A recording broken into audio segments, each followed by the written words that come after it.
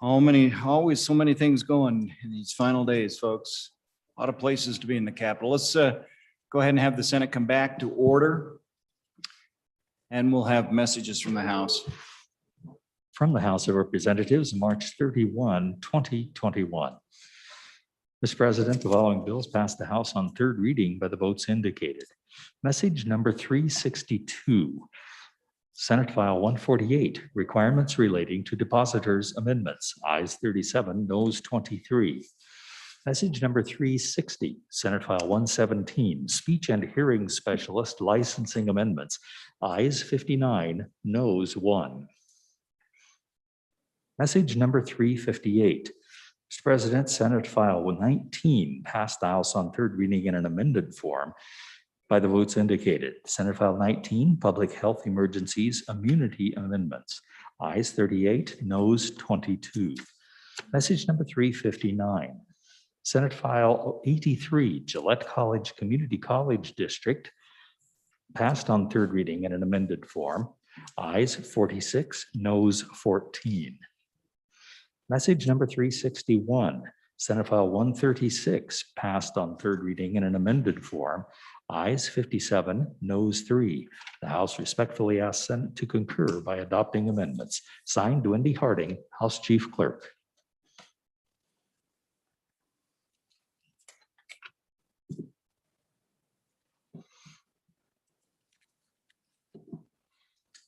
Go to conference committee reports now. Senator Cost, are you ready with message 348?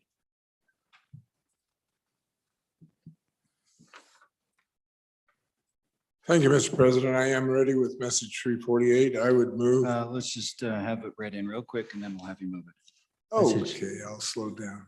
Message number 348, referencing Senate File 115, education, pupil teacher contact time. Thank you, Senator, for your patience. Would you move it now?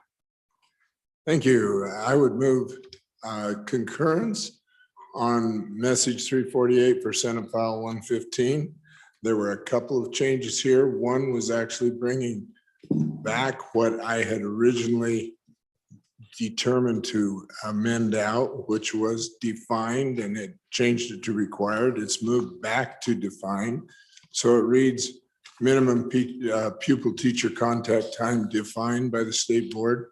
The other is simplifying my wording by saying adding contact.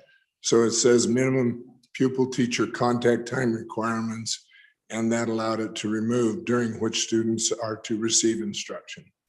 So I would ask for us to vote with a favorable vote on this. Thank you, Senator. Any discussion or questions? Any discussions or questions? Okay, the motion is that the Senate do concur on Senate File 115 and vote aye. Chief Clerk will call the roll.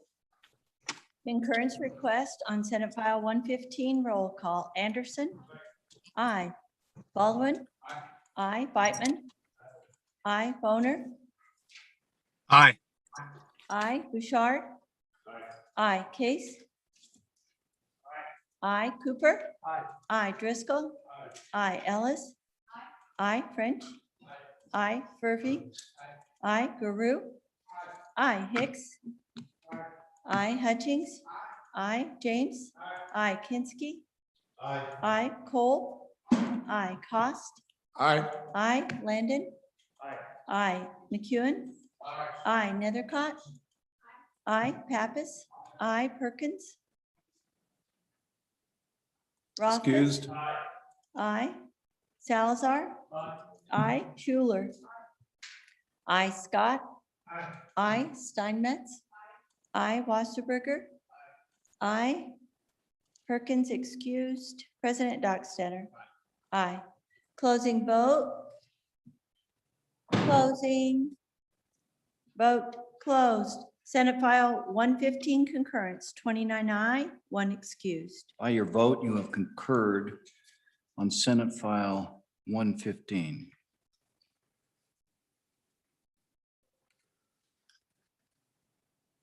Senator Cost, are you ready on message 347? Thank you, Mr. Chairman. I am. Please read it in. Message number 347, referencing Senate File 87, voyeurism amendments. Go ahead, Senator Cost. Thank you, Mr. President. I'm moving concurrence 347, which is Senate File 87, voyeurism amendments, and I'm going to ask you to vote no on this. The House has got some things kind of messed up, and we need to have a meeting and see if we can get that straightened out. So at this time, I would ask you to vote no so that we can see if we can straighten them out. The motion is the Senate does not concur on Senate File 87. So the motion is the Senate vote, or the request is the Senate vote no. Chief Clerk, call the roll. Excuse me. Go ahead. We got Senator Scott. I don't like to say. Yeah, I missed that. So Mr. Discussion. President, further discussion. Go ahead. Mr. President, I think we can recommend a good optometrist or two if you need it. I'll switch glasses. Mr. President, in all seriousness, my question basically is what did the House mess up here? Because as I look at the report, in the center of it, page 3 after line 21 insert, what they're doing is allowing the probation to extend to a full year. And Mr. President, frankly, with problems in this area, that makes some sense to me because an individual may have a problem that needs treatment. And that's a way of getting it, making sure it gets done. So that looks pretty good. What did they do something else that's a problem? And if so, Mr. President, I'd like to know what. Thank you, Senator. I want to vote aye on that. Before we go, okay, thank you. Before we go back to the good senator, let's collect a few more. Senator Rothfuss, not to be mistaken by anybody else. Thanks, Mr. President. No, and honestly, without objection, I'd appreciate the sponsor having another opportunity to give that introduction because I would like to know more and then I would like to be able to ask him some questions about it. It looks good to me, honestly. So I would like to hear the explanation of what the concerns are. I like it better now than I think I liked it when it left the chamber. So I'd like to hear that explanation and then hopefully reserve an opportunity to stand up.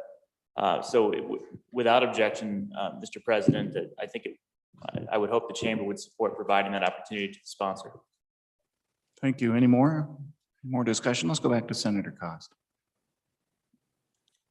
Thank you, Mr. President. Well, first of all, LSO recommended to me that we need to take a look at it because there was a constitutional problem in there. And so there's a need to correct something. They have not pointed that out to me yet, so I don't know exactly what that is. The other part is by the way that they now currently have it, the minor incident or misdemeanor has a higher penalty than the felony. And so it's like, okay, you get a felony, you're better off than if you get the misdemeanor. And so that really needs to have some talk to change. And that would be the two exact things that are the problem. Thank you. Any further questions or discussion for the sponsor? All right. Motion is that the Senate does not concur on Senate File 87. Chief Clerk, please call the roll.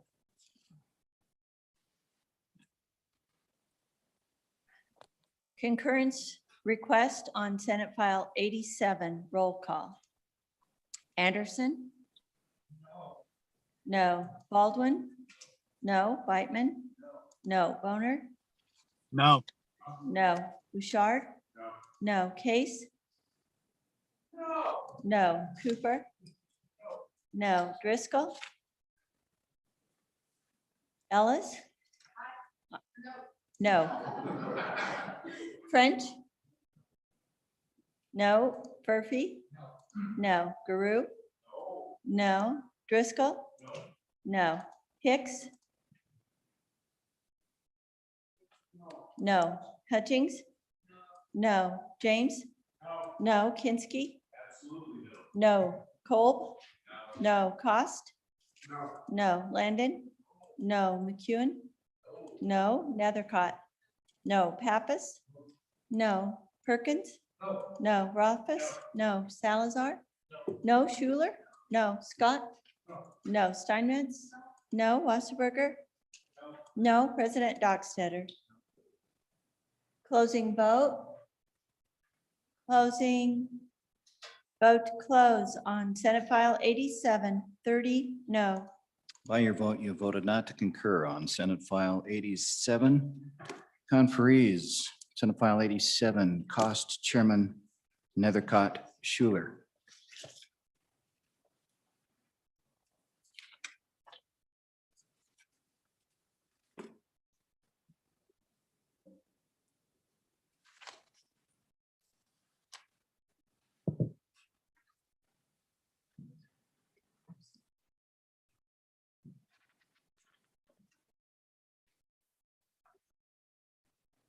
Senator Landon, are you ready on message 350? I'm not.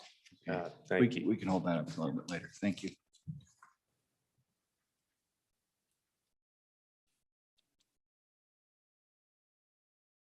All right, my mistake. What we'll do then, we are already at that point of signing a committee on House Bill 22, that's under message 357. That'll be Landon, Chair, Anderson, and Pappas. Thank you. Reports from standing committees.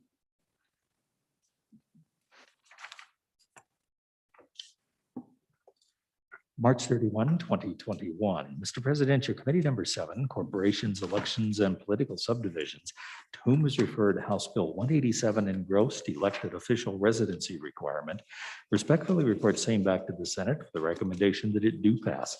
Ayes, Senators Bonner, Case, and Scott. No, Senators Driscoll and Nethercott. Senator Driscoll, Chairman. March 31, 2021, Mr. President, committee number 2, Appropriations, to whom is referred House Bill 254 engrossed, Transportation Computer System. Respectfully report same back to the Senate with a recommendation that it do pass amended.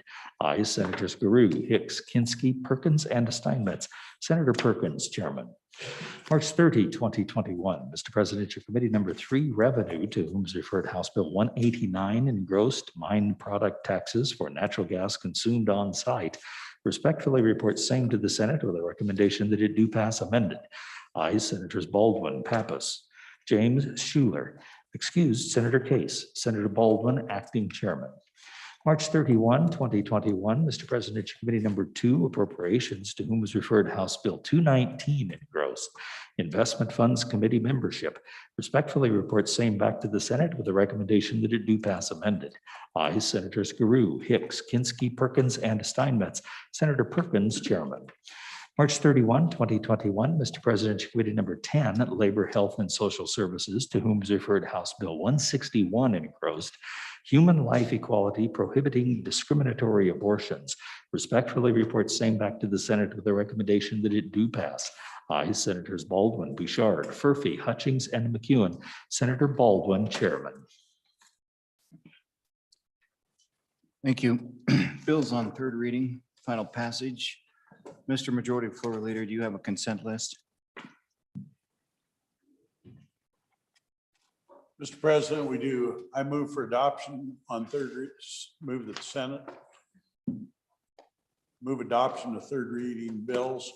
House Bill 17, range management of military training areas. House Bill 41, interstate crowdfunding exemption amendments. House Bill 43, digital assets amendments. House Bill 179, optional municipal tax election. House Bill 195, Wyoming Medical Review Panel repeal. House Bill 197, Connect Wyoming Program, federal funding. House Bill 198, Universal Water System. House Bill 207, coal-fired generation facility closures, litigation funding. House Bill 229, Livestock Identification Choice Act. Would anybody like any of these bills removed from the list? Thank you. Having been read 3 separate times, the question is, shall these bills pass the Senate? House Bill 17, range management at military training areas. House Bill 41, interstate crowdfunding exemption amendments. House Bill 43, digital assets amendments. House Bill 179, optional municipal tax election. House Bill 195, Wyoming medical review panel repeal.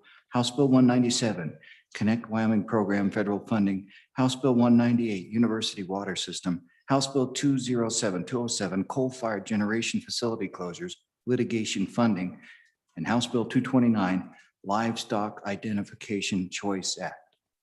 Chief Clerk, call the roll. On the consent list, Anderson. Aye. Baldwin. Aye. Beitman. Boner. Aye. Bouchard. Case. Cooper. Driscoll. Aye. Ellis. French. Murphy. Guru. Hicks. Hutchins.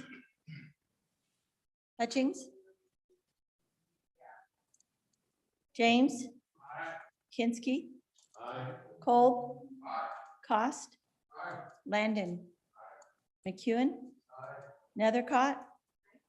Pappas. Perkins. Rothfuss. Salazar. Schuler. Scott. Steinmetz. Wasserberger. President Dockstader. On the consent list, 30 aye.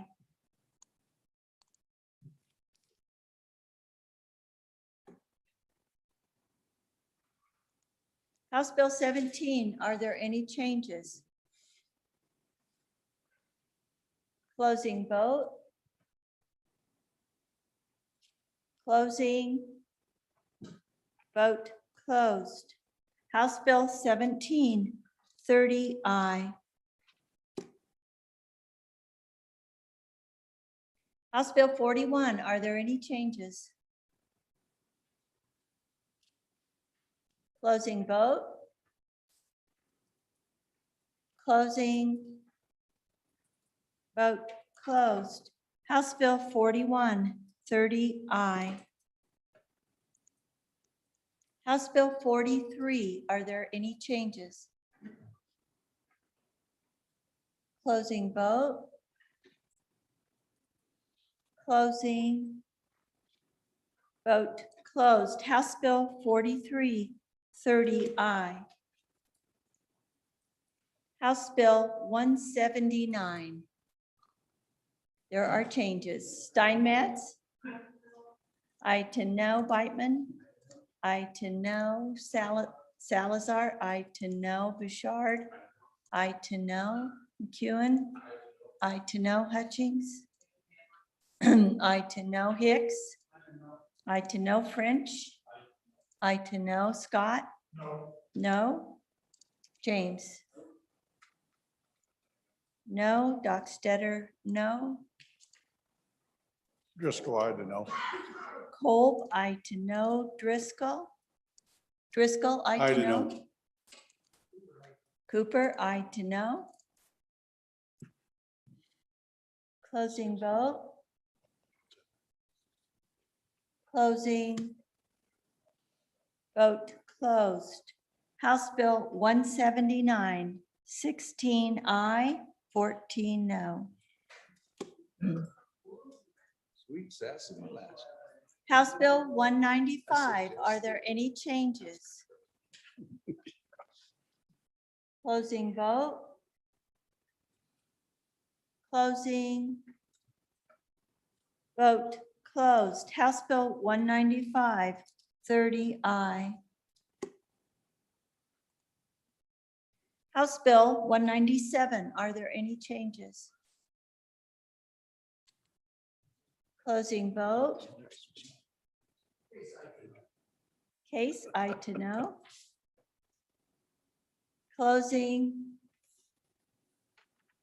Vote closed. House Bill 197, 29 aye, 1 no. House Bill 198, are there any changes? And Anderson, aye to no. Schuler, aye to no. Pappas, aye to no. Bouchard. McEwen, aye to no. Hutchings, I to know. Baldwin, I to know. Scott? No. Bouchard? No. Hicks? No. Closing vote. Closing. Vote closed. House Bill 198, 21 aye, 9 no. House Bill 207, are there any changes? Case? I to know. Guru? I to know. Rothfuss? I to know. Nethercott? I to know. Closing vote. Closing. Vote closed. House Bill 207, 26 aye, 4 no. House Bill 229, are there any changes? Closing vote. You can't afford her. Closing. Vote closed. House Bill 229, 30 aye. Having received the affirmative vote of the majority of the members elected to the Senate, House Bill 17, range management at military training areas, House Bill 41, interstate crowdfunding exemption amendments, House Bill 43, digital assets amendments, House Bill 179, optional municipal sales tax election. House Bill 195, let me repeat that on 179. House Bill 179, optional municipal tax election. House Bill 195, Wyoming Medical Review Panel repeal. House Bill 197, Connect Wyoming Program federal funding. House Bill 198, Universal Water System, University Water System. House Bill 207, coal-fired generation facility closures, litigation funding. House Bill 229, Livestock Identification Choice Act, have passed the Senate.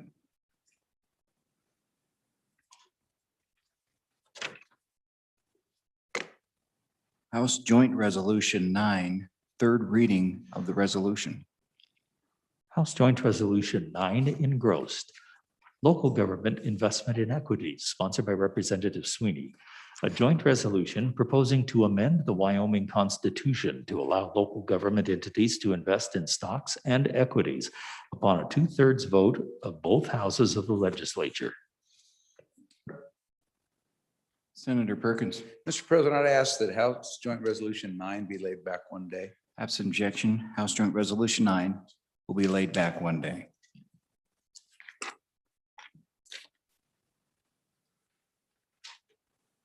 Well, Mr. Majority Floor Leader, what's your direction? That basically clears the desk for this part of the day. Mr. President, I would like to refer House Bill 136, inclusive ballot language from corporations to transportation without objection.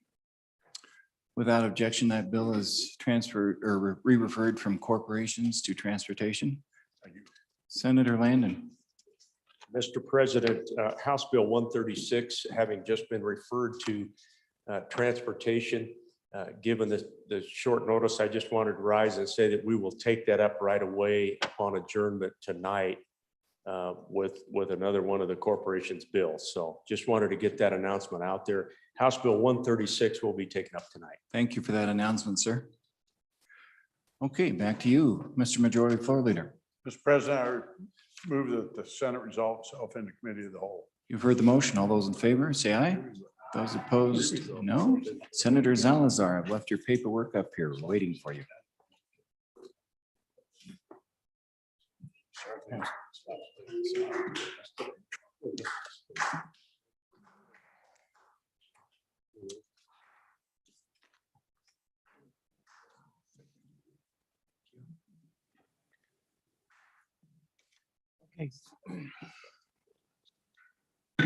Any of the whole will come to order.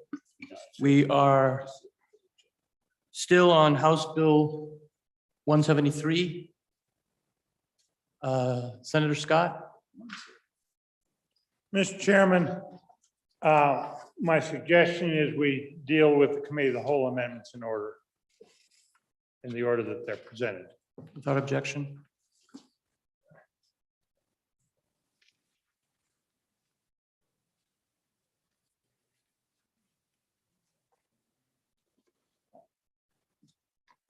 Senator Scott, Mr. Chairman, ask that committee of the whole amendment number 1 be read in.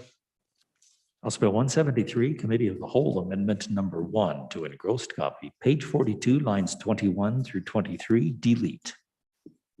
Senator Scott, Mr. Chairman, move the amendment. Mr. Chairman, this amendment, we are adjusting the increase in the teachers to get it back. You recall the discussion earlier. We said this was coming. We did have an error in the computation. This corrects it.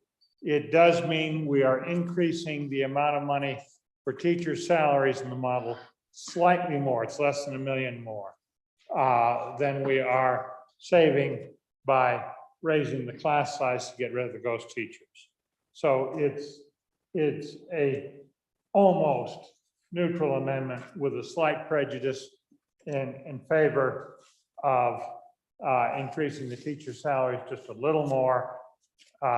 And that will still leave us right up against the federal maintenance of effort limit on how much we can cut due to the way that the borrow or the amendment number in section 5 kicks in here. So I would urge adoption of the amendment. discussion? Senator Kinsky? Are you ready for the question? All those in favor of Senator Scott's motion to adopt Committee of the Whole number 1 to House Bill 173, please say aye. Aye. Those opposed say no. Carried. The motion to adopt the Committee of the Whole Amendment number 1 to House Bill 173 has passed. We're back on the bill. Senator Scott. Mr. Chairman, ask that Committee of the Whole Amendment number 2 be read in. House Bill 173, Committee of the Whole Amendment Number 2 to engross copy, page 1, line 15, delete. Senator Scott. Mr. Chairman, move adoption of the amendment. Mr. Chairman, this is largely technical correction, but not quite. It does have some substance to it. Mr. Chairman, what happened was that after we developed the standing committee amendment and passed it through the committee, I thought that it was of key importance to discuss with the people who were going to have to implement the amendment, the State Department of Education, that we go over it in detail to make sure that they were understanding it, interpreting it the way we intended, because this has to do with making sure that we do translate the stimulus money eventually into funds that can save us later down the road as our structural deficit catches up with us and drains our reserve funds. And so the implementation is key. So I had and my compliments to the State Department of Education. They tolerated the Senate's late working habits that night and met with us. And that's what produced this amendment. It is some corrections that are semi-technical. We're going into the very first part of the formula, the bill, and dealing with the block grant formula. We've defined essential educational services to describe what we're going to use the federal stimulus money on. And turned out when we talked with the State Department of Education, they were concerned that we were asking them to police each individual item that goes into the block grant model, which would not be a block grant anymore if we did that. And this amendment is designed to say very bluntly that that's not what they're supposed to do.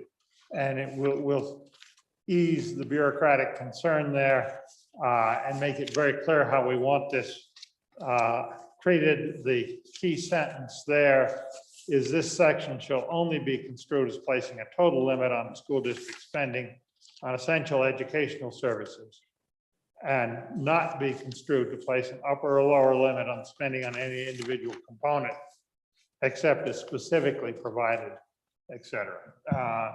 And that language accommodates then the reduction we did make in the insurance. So that's the first part of that, just clarifying what you would think they would do anyhow, but they were quite concerned. And this will alleviate any of that concern. You have then, we're putting in and renumbering accordingly a definition of essential educational services, which pretty much does match word for word up until the very end, where we don't need a reference to that section 5, the essential educational services definition that we'll use later in the bill in the non-codified section. You can see what that is. We're really, let me say to the Senate, what we're really doing is taking advantage of the system the Supreme Court has given us in terms of evaluating all our spending and putting in a model that says what you have to do to get the thorough and complete education. And I think it'll be hard for the feds to argue with that as if we meet that in addition to meeting their laundry list of requirements. That's what's going on there. And then we're redoing at the bottom of the page on page 69, we're redoing the standing committee amendment, and I'll highlight the changes here.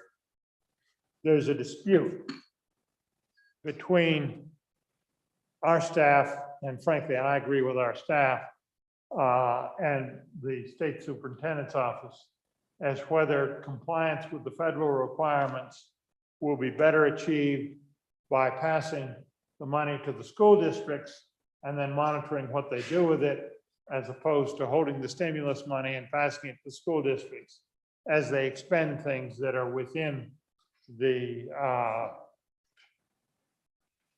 confines of the federal requirements.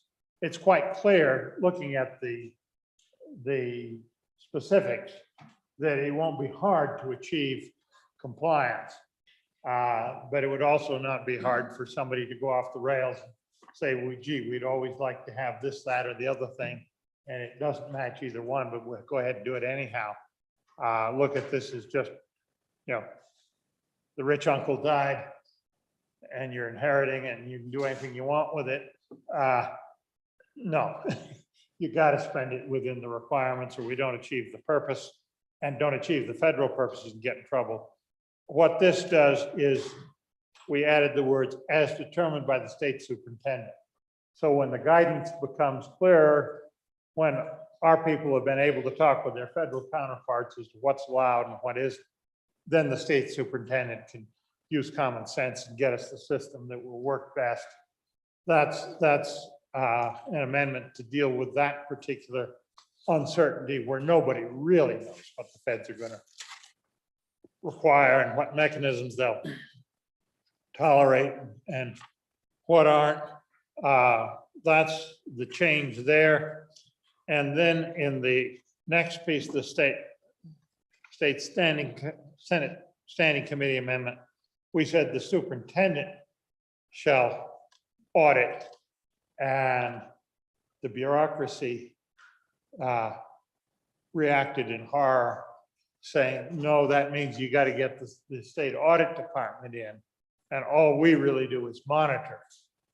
It's a semantic difference, but in bureaucratic terms, it's an important one, cause all kinds of complications. So basically, we changed it to the words to monitor and made similar language changes to accommodate that all the way through. It'll solve a problem and avoid having two state agencies fighting and that kind of thing. So we're trying to accommodate the needs of the people who are actually going to have to administer it and trying to make very clear to them exactly what they're doing. So my compliments to the State Department of Education working for us. if the time schedules had not been so tight, we probably should have done it before we passed the standing committee amendment, but that's the time pressure we're under in this session. So we got it done, and that's what this amendment does, is comply with those things. Be happy to answer any questions and urge adoption of the amendment. Discussion? Senator Perkins. Thank you, Mr. Chairman. I just have one really picky question for you. And so it's a semantics or wording question. It's on page 1, line 30 of the bill. What we've got is this in reference to was it starts as stated in the Wyoming Constitution, Article Section 7 or Section 9, that includes the components as specified in this section and as modified by 213-309. So when we're talking about modified, when we say this section, if that's a reference, I think that's a reference to maybe this section of the statute, but where it's at, it may be a reference back to Section 9 of the Constitution. And so there's just the stylistic or conceptual is if we can't modify the Constitution by statute, we can implement the Constitution we can implement the provisions of the Constitution by statute. We certainly can't modify it. So anyway, that's just a little technical question for. And that. Senator Scott. Mr. Chairman, if I may. Senator Scott. Mr. Chairman, that does depend on strict statutory construction here. And because we can't modify the Constitution, this section clearly refers to all the first 48 pages of the bill, which are the section that replaces the old attachment A, which is the non-controversial change in this bill. And then the further reference is there's some insurance and some other things that are outside that do modify the model. So it clearly refers, this section clearly is, I forget what the number of the section is, but it clearly modifies that section that replaces attachment A, refers to that. Other discussion? Are you ready for the question? All those in favor of Senator Scott's motion to adopt the Committee of the Whole Amendment number 2 to House File 173, please say aye. Those opposed say no. The motion to adopt the Committee of the Whole Amendment number 2 to House Bill 173 has passed. We're back on the bill. Senator Ellis. Thank you, Mr. Chairman. I move Committee of the Whole Amendment number 3 to House Bill 173. Would ask that it be read in. House Bill 173, Committee of the Whole Amendment number 3 to engrossed copy, page 67, line 22, delete and. Senator Ellis. Thank you, Mr. Chairman. Again, this is more refining language that upon the advice of our attorneys, as well as the Department of Education, had some really good catches. So you'll see on lines 1 through 10 of this amendment that this would extend the Section 5 timeframe for the use of the ARP funds through the school year of 2023 through 24. Our Department of Education, in reading the fine print, discovered that school districts would have 90 days after September 30th, 2023 to fully expend the funds. So this amendment would allow them to do so. Lines 11 through 31, if you look at the standing committee amendment, provides further refinement. Really the substantive changes, if you look at the original language, we say amounts allocated for that special reserve fund. This amendment makes it clear that we're talking about school foundation program amounts that's tied to our maintenance of effort. Those are the ones that we're talking about. Moving on through the explanation of the special reserves account, it also clarifies that except for meeting school district maintenance of effort and maintenance of equity requirements under federal law, a school district shall transfer to a separate reserve account for those school years specified an amount equal to the expenditure from federal refunds received from the school districts. This extra language gives the department and the state some wiggle room as we learn more about what the maintenance of equity requirements and maintenance of effort requirements are. We can adjust by providing this additional language. Further, this amendment provides more clarity in saying that we shall not, the amounts transferred to these separate reserves shall not include any amount reduced from the district school foundation program that are provided for in Section 5. So overall, Mr. Chairman, this is really tightening up the language, and I think necessary as the more we understand what the federal requirements have been in other instances in prior COVID relief fund efforts. So this would give us a little bit more flexibility as we move forward in making sure that these reserve accounts are being expended for the purposes that they're intended to be. So with that, happy to answer any questions. Any questions? Are you ready for the question? All those in favor of Senator Ellis's motion to adopt Committee of the Whole Amendment number 3 to House Bill 173, please say aye. Those opposed, say no. Motion to adopt Committee of the Whole Amendment number 3 to House Bill 173 has passed. We're back on the bill. Senator Perkins. Thank you, Mr. Chairman. On the bill, a couple of things I wanted to point out to the body and the good chairman of education is committed to us that we'll come back with second reading to fix a couple of these. But I just wanted to point out, in addition, we've already talked about the taxing. There's a couple of other implements with respect to school financing, where this money comes from, that I want the body to be aware of. And so if you go to the first one on page 49, and if you look in here, what this is this is talking about the earnings off the Wyoming Permanent Mineral Trust Fund. And so typically that is general fund earnings, and we've got that set up in a couple different ways. That either flows to the LSRA, and some of it went into the SIPA and some things like that. And so I just wanted to point out that what we have that under this is, once you get starting on line 12, any earnings in excess of 2.5% of the previous 5-year average market value of the trust calculated from the first day of the fiscal year, and less than or equal to the spending policy.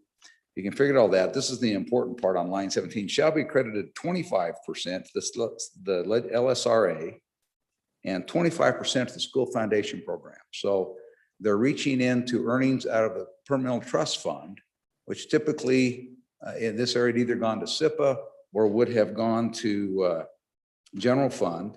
Although for years we've also dedicated certain amounts out of SIPA for the last several years as maintenance. But here there's a 25% revenue diversion from general fund, what would normally be general fund, and having a direct and continuous appropriation directly to the school foundation program. That is new and that is different.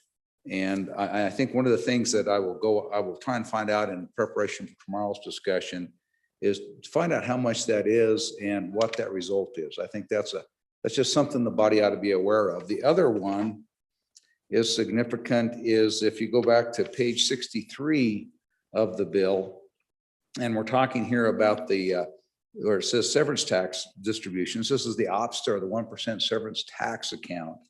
And if you'll know what's happening here is they're scratching out, depositing this into the permanent trust fund. We've done a number of things in this body to see that it's deposited into the corpus of the permanent trust fund.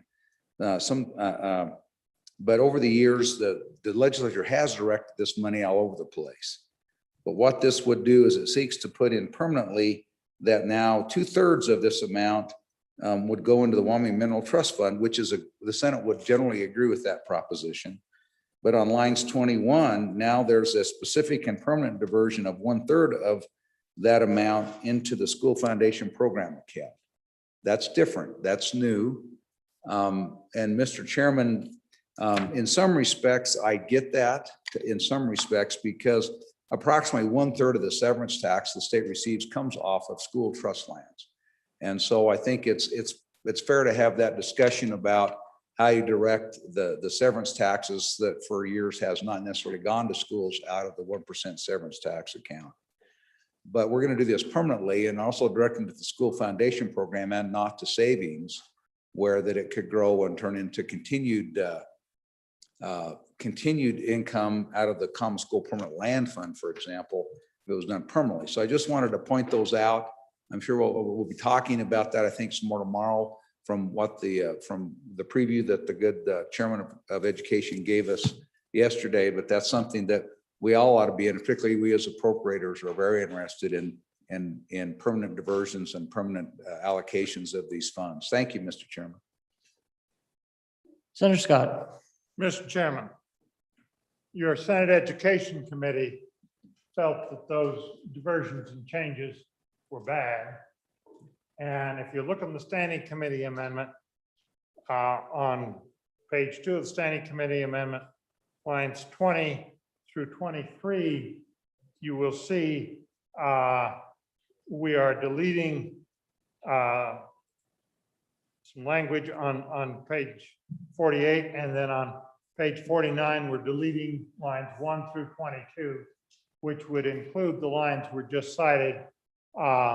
We do not have the specific figures, but we felt that diversion was not in the state's interest, and we take it out in the Standing Committee amendment. And I'm not planning to bring it back to you on second reading. I think it ought to stay out. And so that takes care of that one, Mr. Chairman. Appropriations Committee disagrees with me. They're welcome to bring it back in. It'll make our conference committee job easier. But that's what we did with it. The other complaint was, Mr. Chairman, on page 63, if I'm remembering right. And where they're changing around the severance tax account spending. If you look at the Standing Committee amendment on page 63, we delete lines 4 through 22. So that would delete all those lines. And our thinking was that we had dealt with that issue of where that money goes in a separate bill that I believe was sponsored by the Appropriations Committee that passed here, and that we shouldn't ought to be trespassing on the work, good work the Appropriations Committee had already done. So we took that out too. And again, if any member wants to dispute that, second reading is available. I couldn't tell you the exact amount, but we knew it had already been dealt with, so we took it all the way out. So the Standing Committee amendment does that, Mr. Chairman. So I hope that allays the fears. I had thought from some of the committee, the whole discussion, that maybe we'd missed something, but I look at the Standing Committee amendment carefully and I don't think we did. Senator Landon. Thank you, Mr. Chairman. That actually, just to follow up on the Chairman of Appropriations and some comments from our Chairman of Education, it begs the question, I think, of where our position is. I look forward to tomorrow, and maybe that's when we're going to talk more about that. But I'd be interested in whatever dialogue there was in Senate Education with regard to particularly the LSRA, because the provision that was just alluded to, that's all about how far down in level do we want that savings account to get. I think as we stand here today, I think I heard in years gone by, I might have forgotten, but it feels like we have allowed ourselves to go down to 500 million. I mean, is that where we stand? If we pull this funding option out of there, that we would fill the LSRA back up. I guess I'm just wondering, we all need to be thinking about, where do we want that level to be? And where are we today? If this bill goes through as is, I'm just curious what thoughts the committee might have on where we want to land. Thank you, Mr. Chairman. Other discussion? Senator Scott. Mr. Chairman, the specifics of the LSRA and the trigger there where we stop using it for schools is currently at 500 million. That was not in any of the bills as introduced, was not a topic that this recalibration bill was dealing with, really probably outside the scope of it. So we did not get into that, Mr. Chairman. Mr. Chairman, we did, there's a diversion here to the LSRA. Frankly, your Senate Education Committee felt that we had already dealt with that in the issue with the Appropriations Committee. So it was not appropriate for this bill. The Senate had already spoken on that subject. You know, goodness knows how our counterparts on the other side are going to feel. And I will ask for advice, presuming Mr. President appoints me to a conference committee, presuming there is one. I will ask the Appropriations Committee for advice on that particular issue. But that's why your Education Standing Committee took it out of the bill and hopes that it will stay out. The issue that I think is going to be the hangup between the houses is going to be the sales tax. And Mr. Chairman, I will renew the plea that I've made to many of you privately to give us an honest vote tomorrow on whether you think it's a good idea to put us, and it's half cent, because that's what they've asked for. Sales tax in some form in the bill. I'll try to bring it to you tomorrow in the most palatable fashion that I can and ask for a recorded vote. So I ask people to think between now and tomorrow what your position really is on that issue at this time, because it will be off in the future. Should we commit ourselves to doing that at a date certain in the future? And the date I'm thinking of is April 1st of 2023, so after that general session.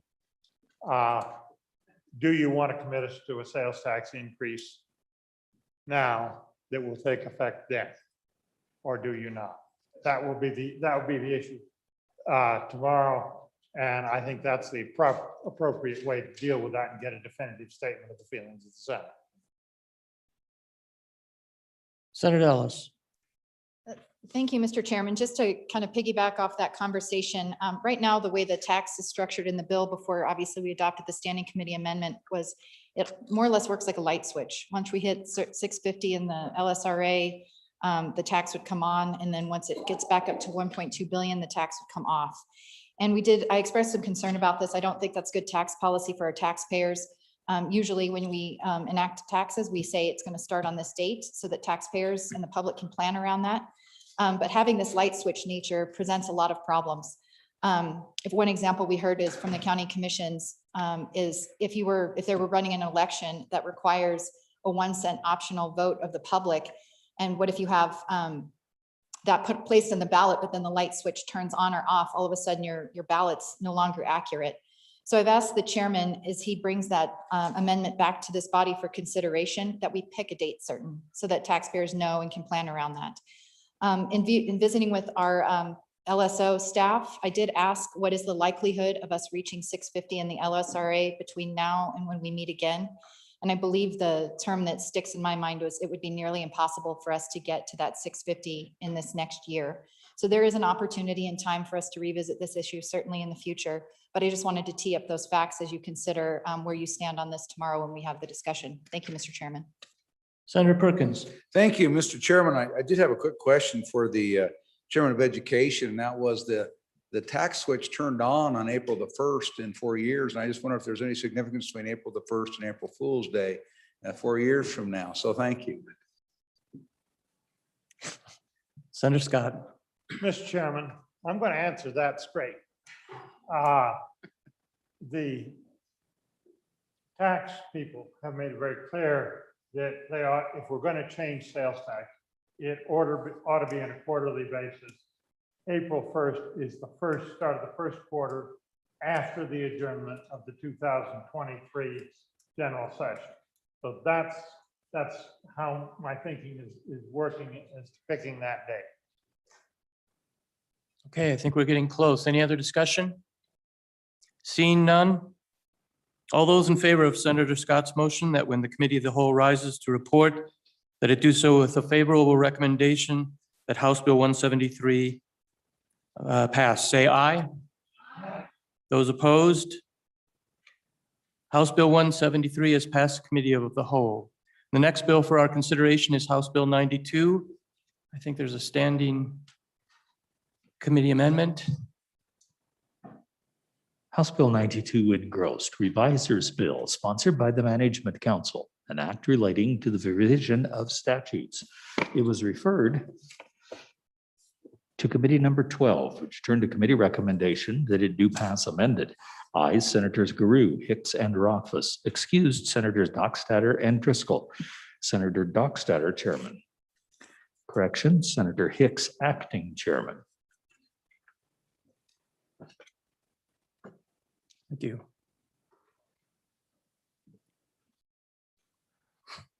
Senator Hicks. Mr. Chairman, I'd like to lay House Bill 92 revisers bill back for one day. Without objection. The next bill for our consideration is House Bill 67. House Bill 67 engrossed geothermal and hydro-related energy review, sponsored by Representative Harshman, an act relating to the administration of government. It was referred to committee number 9, which returned to committee recommendation that it do pass. Ayes, Senators Anderson, Beitman, Cooper, Rothfuss, and Wasserberger. Senator Anderson, Chairman. Was re-referred to committee number 2, appropriations, which returned to committee recommendation that it do pass amended. Ayes, Senators Guru, Hicks, Kinski, and Steinmetz. Excused, Senator Perkins. Senator Kinski, Acting Chairman. Senator Anderson. Mr. Chairman, I move that when the committee of the whole rise to report, it do so with the recommendation that House Bill 67 do pass. And to explain this great bill is Senator Wasserberger. Senator Wasserberger. Well, thank you, Mr. Chairman. There is a standing committee amendment, and I would like that read in at this time. House Bill 67, Standing Committee Amendment number 1 to engrossed copy, page 1, line 6, delete. Senator Wasserberger. I would move standing committee amendment number 1 to House Bill 67. Members, and this is an appropriations committee amendment. I moved it. So I guess I'll explain it. Essentially, what this does, the bill creates a task force to develop an energy plan for our future of our state and for our people. And what the amendment does is take out the funding, which is $9,000, okay? And essentially, the task force is created. I can go through all of that. But what the money is used for is for per diem and mileage for people who are not members of the government, but also per diem and mileage and pay for 3 legislators. There will be 2 House members and 1 senator. I just want you to know that 1 senator equals 2 House members. That's how good we really are. And I would ask you to vote no on that. I believe that we need to pay our people and to continue this task force to see if we can come up with a more comprehensive energy plan for our state. And I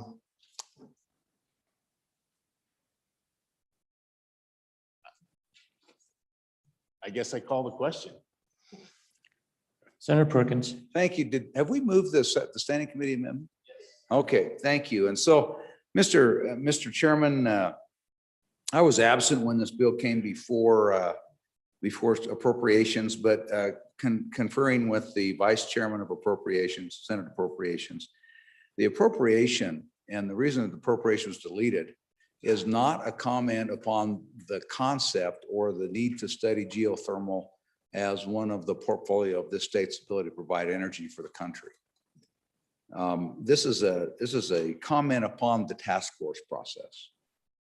And so I just want to make that clear with respect to the appropriation. There's a number of us who've been around who have seen the flourish and the multiplication of task forces. And certainly task forces have their purpose. However, over the years, there's been an ability, we started creating task force ad nauseum, in my opinion. when oftentimes what we ought to be doing is prioritizing the work of the committees. I've talked to the chairman of minerals of the House. I've talked to the chairman of the minerals of this body, and they all agree this is a very important topic. And I agree. I think it's a very important topic. There's a constituent who owns a drilling company, mostly doing with energy and not just drilling, but energy, both in coal, uranium, oil. But they've also drilled geothermal wells in Hawaii. They've drilled geothermal wells around the country that produce electricity for us things. We have, I think, one of our state, I think it's the state, maybe Southwest, has 17 geothermal facilities, and Wyoming doesn't have any. But yet we have our geological survey tells us, and private industry tells us, private developers tell us there's significant resources available in this state for the production of energy using geothermal energy. So I just wanted to be clear with respect to the appropriation. It's a comment upon the task force, and when oftentimes we've done incredibly technical work for the committee, for the state of Wyoming in committee, simply by inviting the same people to be on the task force. You allot extra time and you concentrate and take this testimony from these folks. They have the ability to come and testify and provide all the same information to the committee that they do to the task force.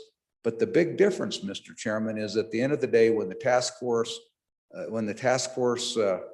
disbands, they've taken days, they've maybe made an hour or two presentation to some standing committee, and you have two House members and one Senate member that understand the process, and that's the knowledge transfer that goes into the bodies.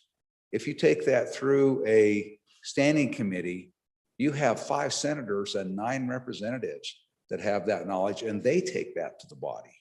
So, you can vote this amendment up or down, but what it ought to be is about not about the issue, but simply about whether you'd rather have this as a standing committee topic that's prioritized, or whether you'd rather have a task force. And that, Mr. Chairman, is simply a matter of preference, personal preference, and how you believe that legislature should be used and the effectiveness of task force. Senator Landon.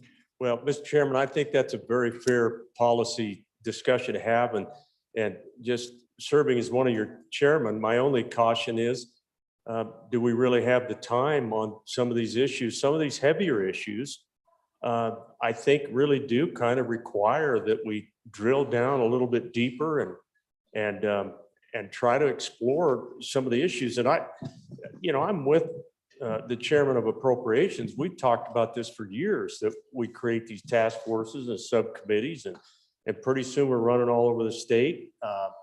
But on the other hand, I just question, are we able to take something that is a pretty major topic and squeeze it into an interim? And if so, what is that going to bump on one of the ledgers of our committees? And so, to me, that's the question. It's not so much that we shouldn't invest in it. I think we should invest in this issue right here. But is there room on these interim topic lists? Thank you, Mr. Chairman. Senator Hicks.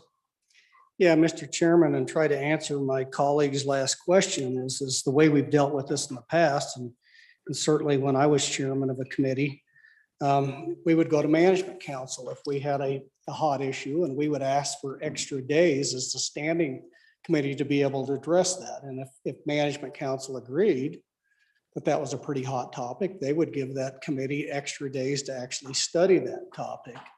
In fact, when I look at this bill, it's just not a minerals bill. It's actually a component that brings in hydro. And I can tell you there's substantial expertise with some of the members on the Select Water Committee. It gets into, if you go to page 3, Romanet brings in WAPA. We currently allocate monies through the Water Development Commission through the Memorandum of Understanding that we have with the BOR and the Western Area Power Administration Authority on how some of those funds are spent within the state of Wyoming. My point is, Mr. Chairman, if this is an important topic, and I agree wholeheartedly with the Chairman of Appropriations, it's about building institutional knowledge in the legislature.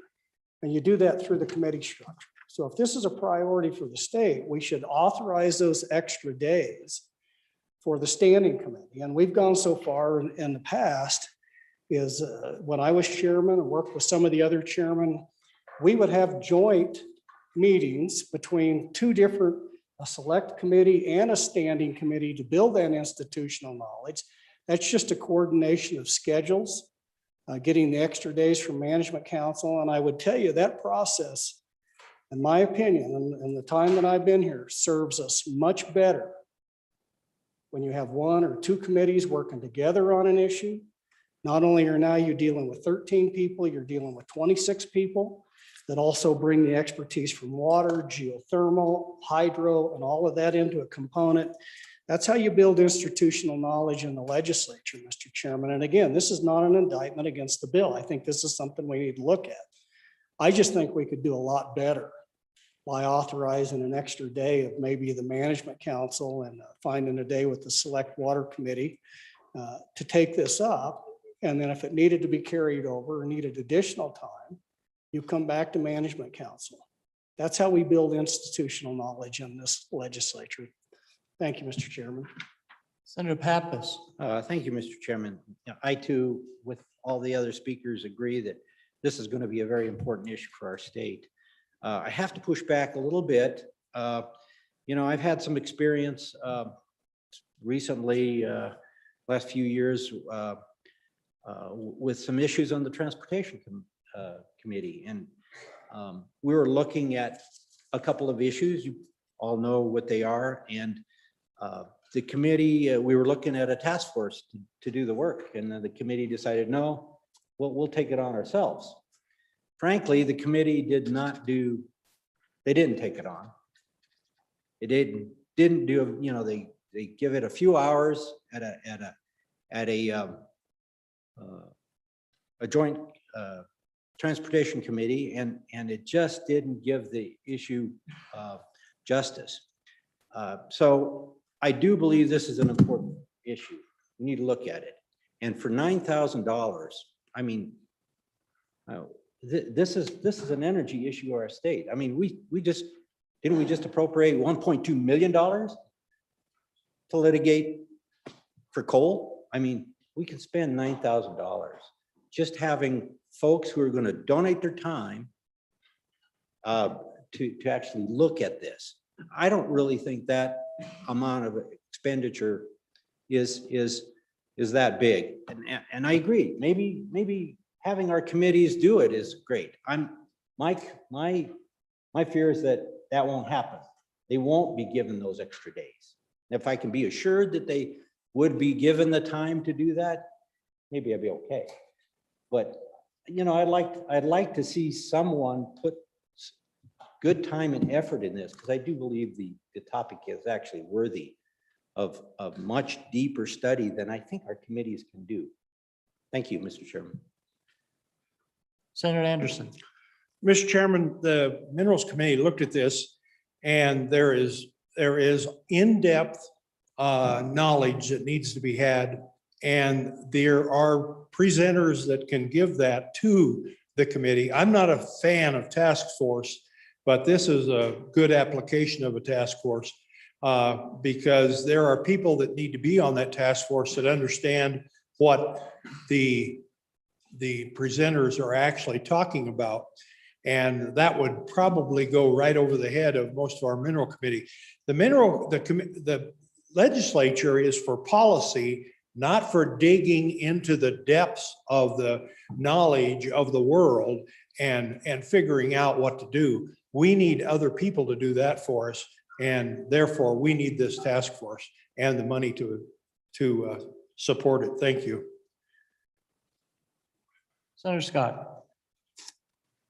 Mr. Chairman, following on that and speaking on and for the amendment, let me say that I don't think the issue is money here. That's not the real issue. The real issue is that we are getting so many of these task forces. We are gradually transforming this from a citizens legislature to a full-time professional legislature. And we've gone further down that road already than we should.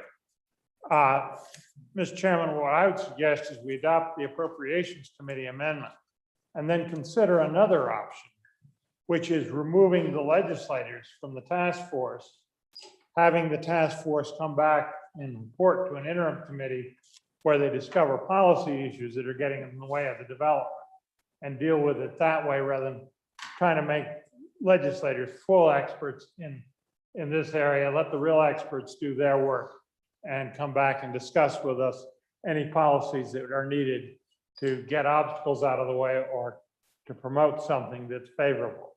So on and for the amendment. Further discussion, Senator Wasserberger. Well, thank you, Mr. Chairman. On and against the amendment. When you look at the bill, you will see that it's possible that people who are private citizens would be involved in the task force. And so I think it's important that we at least pay them mileage and per diem. And I would ask that the issue is so important that we're really looking at the people who have the expertise to tell us about geothermal, hydro, and hydrogen. And then I believe there is an additional amendment coming tomorrow to expand that. And I believe that's also an important part of the bill. And so I will support that amendment when it comes. The issue is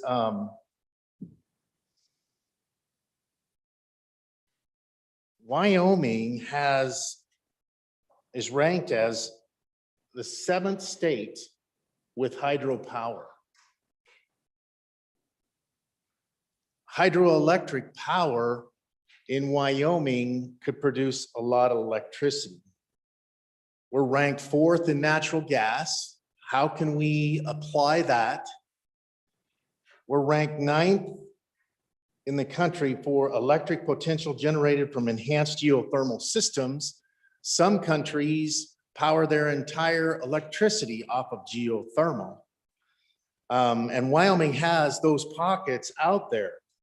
One of the things that's in our Constitution is the ability of our state from the time we first came in as statehood is that we own the water.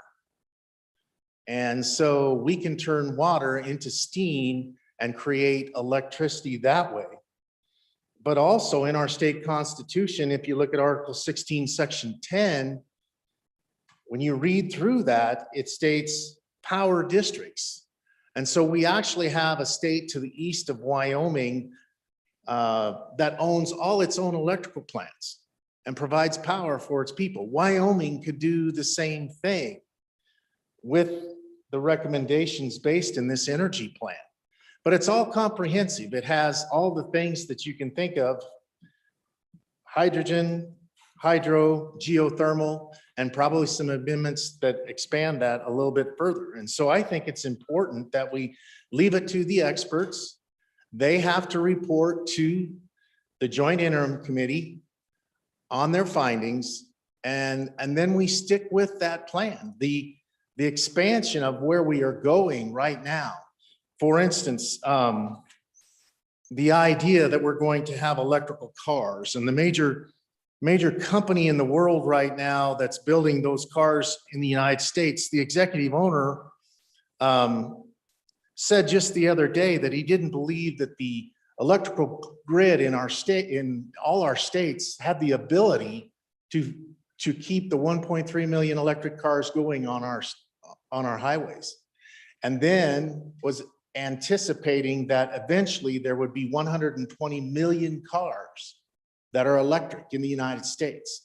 And we're also seeing major car corporations, automobile dealers, saying that by 2030, 2035, all of their cars are going to be electric. And so we need to develop a system that creates that amount of electricity. We're going to have an expansion of electrical needs that we have never seen in this country before. And so that's the purpose of the comprehensive energy plan. And so I ask you to please vote no on this amendment. It is involving money, so it is a roll call vote. And I believe I would ask for that vote call the question at this time.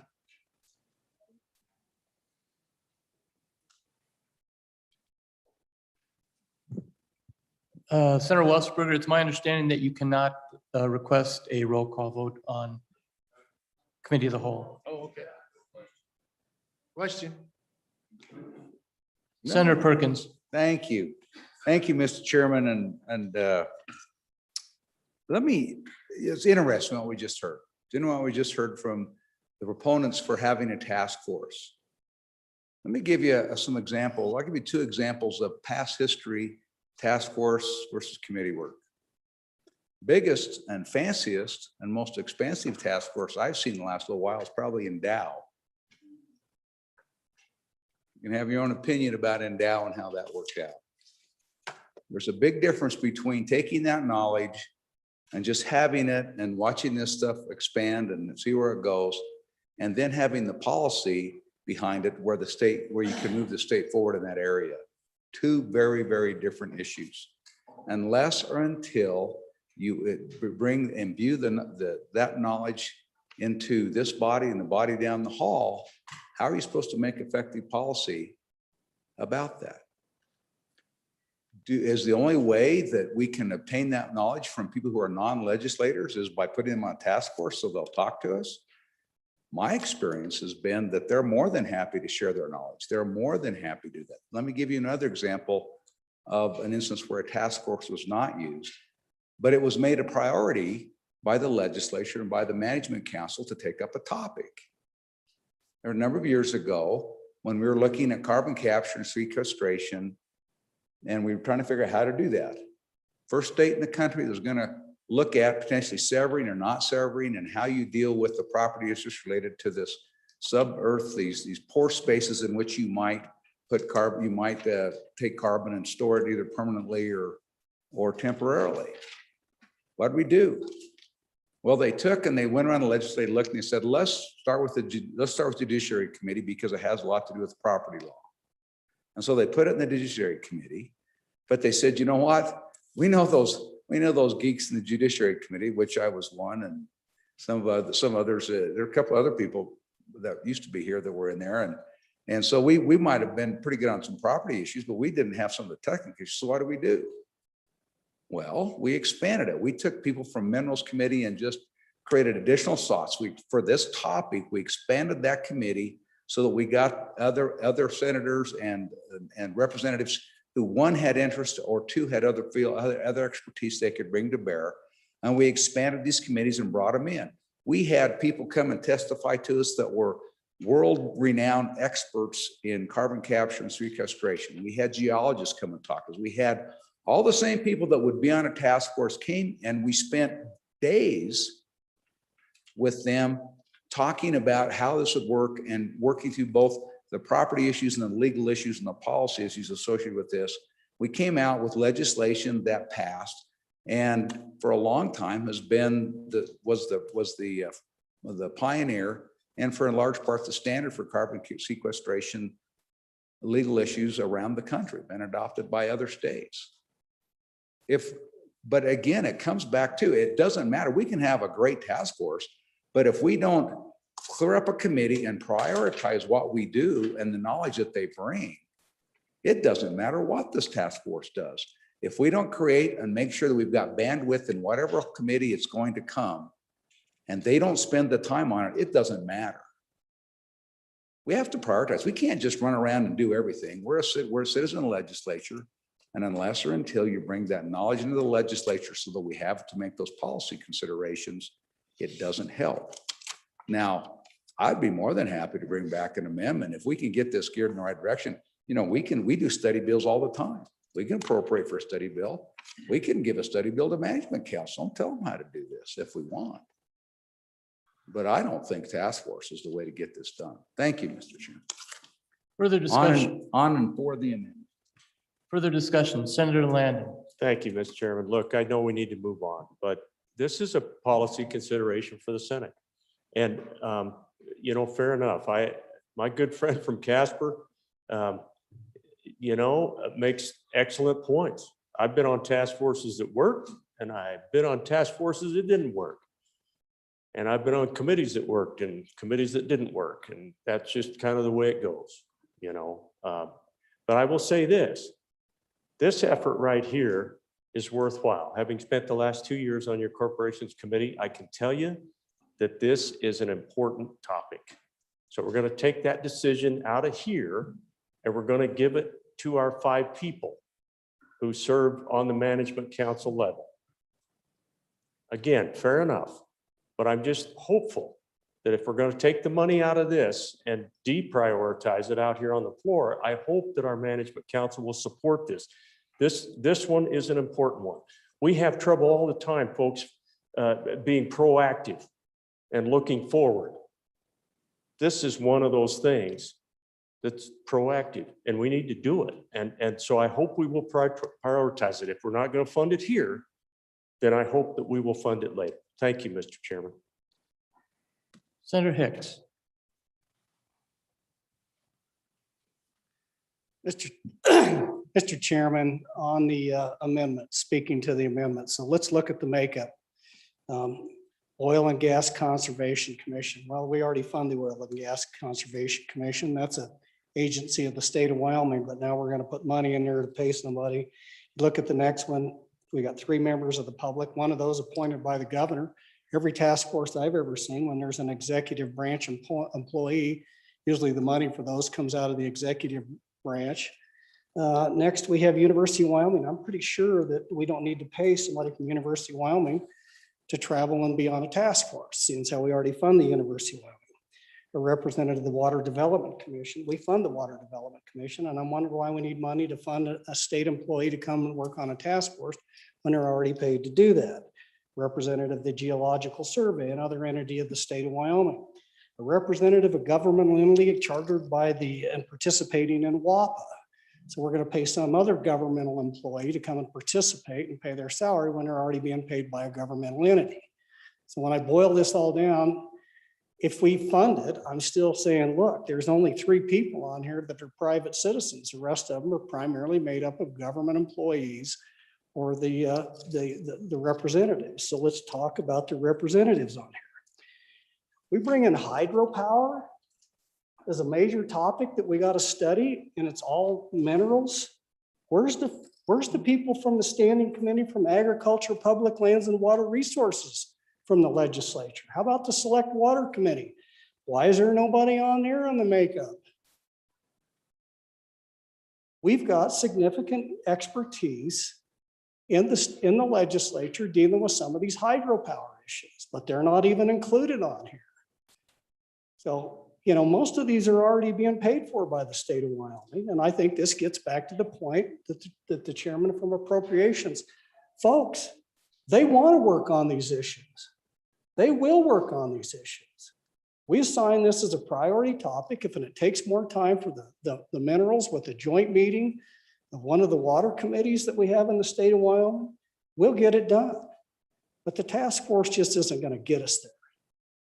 It's neither broad enough, has lack of private participation in that sector. I think we'll be much better served having this being as a standing committee.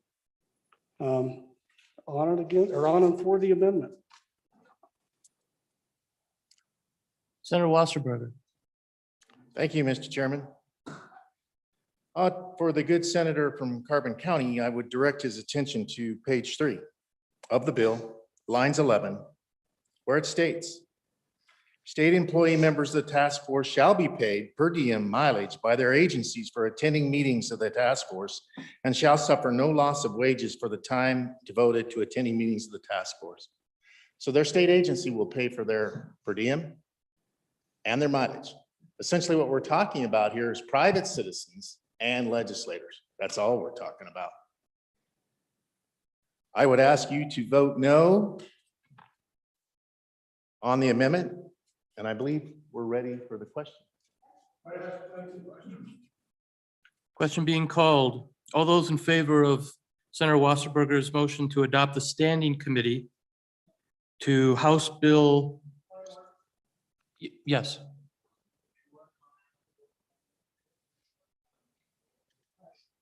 Oh, okay, I'll begin again. All those in favor of Senator Wasserberger's motion to adopt the standing committee to House Bill 67, please say aye. Those opposed say no. Division being called. All those in favor, please stand.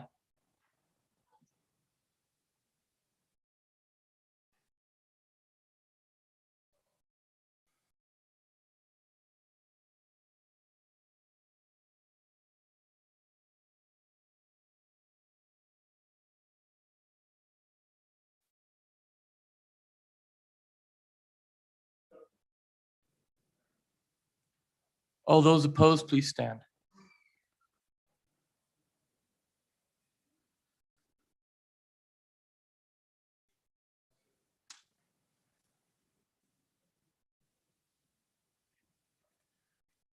Ayes 19, noes 9. Motion to adopt the standing committee the standing committee to House Bill 67 has passed. We're back on the bill. Senator, any discussion? Senator Kinski.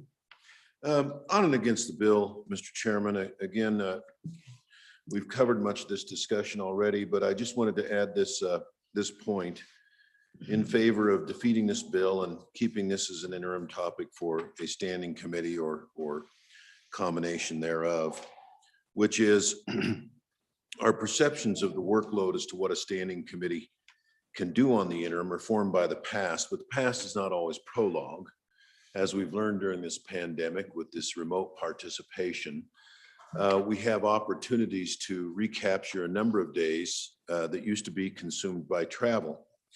Not that I don't want to, not that I would want all committee meetings to be remote, but you know, if you had a mix, you could save a substantial number of travel days and a substantial amount of money. And that impacts what you can do in terms of the resource that you can ask for and receive from the Management Council. And I was ruminating on this and pressed LSO for an estimate. How much does it cost for an interim committee meeting on the road in person with staff in person? And how much when it's remote with staff attending? And you know, they didn't really want to give me a firm number because it varies so much depending on whether you're having it this side of the state or that side of the state. But roughly an in-person interim committee meeting is, they use a rule of thumb of roughly between $8,000 and $11,000 per day for a 14-member interim committee. On the other hand, if it's done remotely, they use a planning figure of roughly $3,000 to $3,500. So that's you know, a third of what the cost usually is. So that impacts my view in terms of what we might be able to achieve on the interim with any committee, which is if you those days that used to be consumed by travel, you know, a day to get there and usually it's either a day or a day and a half, or a day and a half day. Sometimes it ends up being a day and 2 hours, 3 hours. And depending on how late you finish, you might travel back that night. You might travel back the next day. You can save a lot of that travel time, gavel in remotely, and add that many extra days to the study period. So I wanted to add that thought in terms of how long is it going to take? I mean, how much time do we have on the interim is influenced by how we meet and how much resource that takes. Just a thought in opposition to yet another task force. Thank you, Mr. Chairman. Senator Anderson, we have a committee of the whole amendment. Please. House Bill 67, Committee of the Whole Amendment Number 1 to engrossed copy, page 2 after line 4, insert. Senator Anderson.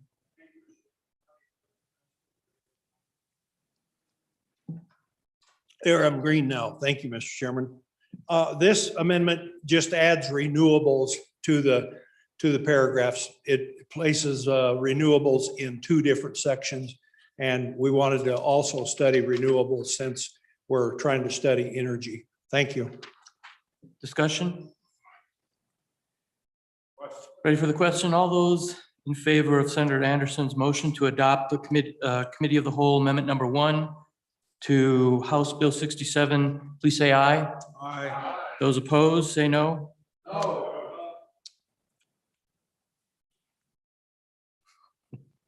They were just loud. The chair is on division being called. All those in favor, please stand. Might want to turn my mic off.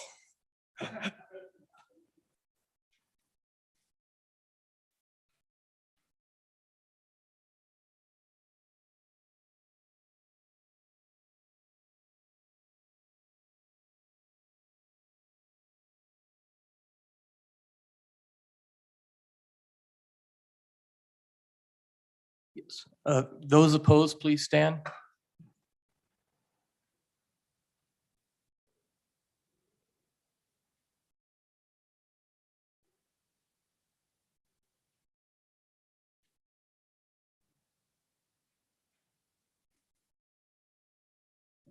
The ayes are 11, the noes are 15.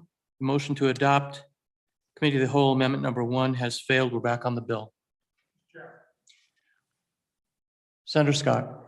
Mr. Chairman, first, I don't know if it's a parliamentary inquiry or not, but our custom is before we go to general discussion to have the floor manager of the bill explain the bill.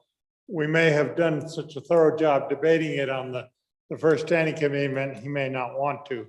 But Mr. Chairman, I do have a question, but I would yield to the floor manager if he hasn't completed his discussion of the bill.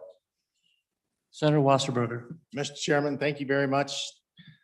We can talk about the bill. A bill essentially creates a task force on geothermal and hydrogen related energy, provides for membership, requires a report to the Joint Minerals Committee, and requires that the executive branch staff the task force, and then also allows for 2 House members and 1 senator. Doesn't provide for an appropriation anymore. And essentially the membership is 1 member of the Oil and Gas Commission or Industry, appointed by the Oil and Gas Commission, 2 members of the public, 1 appointed by the governor, 1 appointed jointly by the President and Senate and the Speaker of the House, representative from the University of Wyoming School of Energy Resources, representative of Wyoming Energy Authority, a representative from the Water Development Office appointed by the director of the office, a representative of the Geological Survey appointed by the state geologist, and a representative of the governmental entity or governmental chartered entity which participates in the sale and delivery of hydropower in the western region of the United States. The task force will have a chair. We talked about how members were paid. We talked about the Senate and House members. The task force shall review the potential development of geothermal and hydrogen related energy for residential, commercial, and industrial use. On page 4, line 9, geothermal and hydrogen related resources as a means to produce electrical energy. Page 4, lines 12 through 15, potential for cooperative ventures between developers of oil and gas resources and producers, generators, and transmission owners of geopolitical and hydrogen related energy.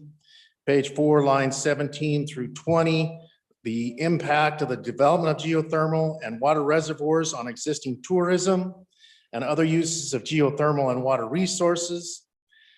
On page 4, lines 21 and 23, the potential for cooperative and public-private ventures to develop geothermal, hydro, and hydrogen-related resources. Then on page 5, the possible measures to provide an environment conducive to the development of geothermal and hydrogen-related resources. On page 5, lines 6 through 7, defines hydroelectric energy, hydrogen energy production and capacity, and water to steam energy production capacity using natural gas. And then finally, we talked about the report on page 5, lines 11 through 18. The task force shall submit its findings and recommendations to the Joint Minerals Committee by November 1st. Members of the task force on page 5, lines 20, shall be appointed within 15 days of the effective date. And finally, the task force shall exist till December 2021. Mr. Chairman, that is the bill. And so we can go ahead and discuss it from there. Discussion, Senator Scott. Mr. Chairman, thank you, Mr. Chairman. I wanted to raise a question, but I thought it really appropriate to give the floor manager a chance first. Mr. Chairman, as I read the bill, it is focused on development of geothermal resources. And that's, Mr. Chairman, quite appropriate. Mr. Chairman, there's one thing we've got to consider here. There is a geothermal resource in this state. It is a major economic driver for our tourist industry that is potentially in peril. And I'm talking about Yellowstone National Park, which was created because of the geothermal activity there in the geyser basins, Old Faithful, and all the things that go along with it. Been an attractant of tourists to this area since before statehood. Is a major driver of our tourism. And over the sweep of the world, Mr. Chairman, we've got the best in the world here. Over the rest of the world, there was a geyser field in Nevada. It was entirely shut down by geothermal development. The geyser fields in New Zealand have been greatly harmed by geothermal development. They're a pale shadow of what they once were and not competitive with us. The same thing in Iceland, because they're very highly dependent geothermal. The risk, Yellowstone, Mr. Chairman, frankly, is probably not from development in Wyoming. It's probably from development. There's been talked about development in Idaho that would be, I think, 8 miles as the raven flies from Old Faithful. Could dry it up. Would it be wise to put a precaution in here that would stake out Wyoming's position that there shouldn't be geothermal development that might endanger that fabulous natural resource and endanger our tourist industry along with it? And I'm thinking we'll consult with the floor managers about a possible second reading amendment here. I think maybe with no harm to the purpose of what we're trying here, we can stake out a position that will stand us in good stead if one of our neighbors tries to destroy what we've got in Yellowstone. And there've been proposals to do just that. Further discussion? Senator Cooper. Thank you, Mr. Chair. In regards to the comments from the Bates Creek Buckaroo over here, most of this geothermal development would be away from Yellowstone. That's probably an area of the least probable development as any. I think areas such as the Potter, which we got bottom hole temperatures on minimally deep wells, 10,000, 12,000 feet that are approaching or in excess of 200 degrees. If you go down west of Casper, bottom hole temperatures reach 250, 260, 280 on a regular basis. So my experience with geothermal has, and I've done some, has been it's not in these geyser basins, although there was some attempts at it in other places, the geysers in the state all the way to the west. But there's great geothermal potential in Wyoming away from the geyser basins or the hot springs that we normally think of as a geothermal activity. That's shallow, it's near the surface, but we don't have to go there to develop geothermal technology. These task forces, there's a lot of talk about how effective they are. And I've questioned that myself a time or two. I've been discussing progress at the ITC with the director up there just very recently here. We're right on the very edge right now of a customer or a client of the ITC receiving a $50 million grant to develop a 200-ton per day membrane system to test on a operating power plant, if you will, in the powder. That kind of development, we're there right now. And that kind of development is a result of a task force in one of these committees. So it took a few years, but we're there, we're getting there. And sometimes there is results. And I've probably been the biggest questioner of whether those results are really there or not, as anybody. But I think we are there, and I think there is a use for these task forces. And again, I understand the good senator's concerns on the geothermal basins, but that's not what we're talking about with these kind of development projects. Thank you. Further discussion, Senator Wasserberger. Just a previous question, Mr. Chairman, thank you. Would direct the floor to page 2, lines 18 and 19. There was questions about whether or not we had water expertise or hydro expertise in this bill, and it does have a representative of the Water Development Office appointed by the director of the office. And so we address that issue. Further discussion, Mr. President. Thank you, Mr. Chairman. I've been trying to settle in on where I'm going to be with this.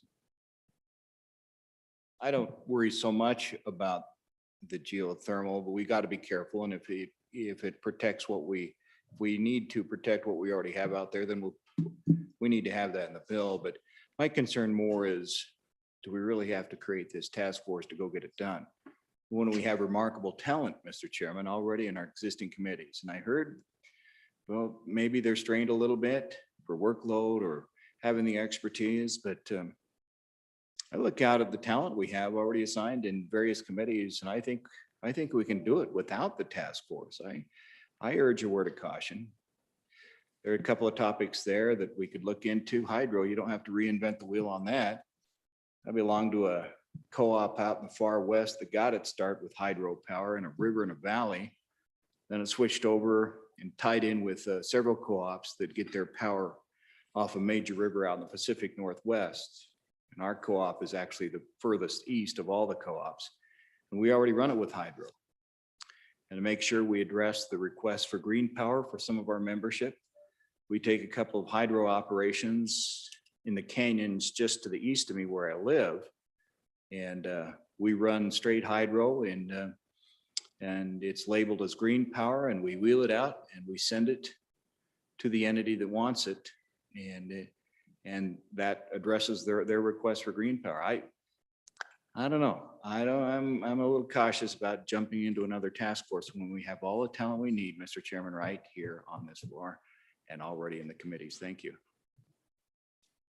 Further discussion? Question being called. All those in favor of Senator Anderson's motion that when the committee of the whole rise to report it, do so with a favorable recommendation of House Bill 67, say aye. Aye. Those opposed say no. No. The chair is uncertain. Division. All those in favor, please rise.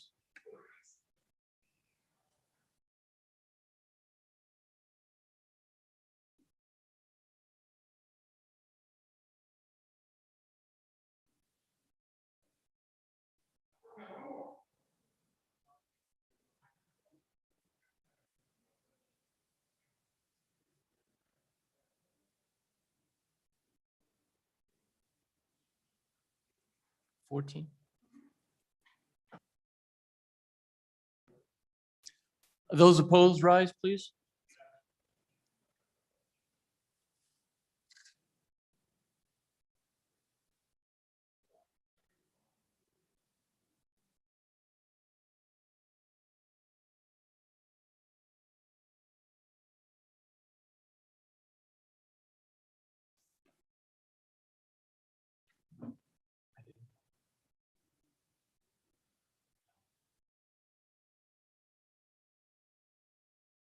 The vote being 14 ayes and 15 noes. Pursuant to SR 6-5, having failed a standing division vote, a roll call vote is required. The chief clerk will call the roll.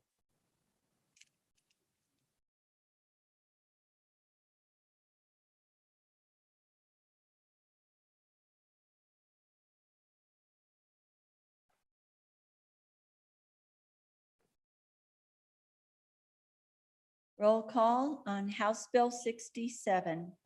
Anderson? Aye. Baldwin? No. Beitman? No. Boner? Bouchard?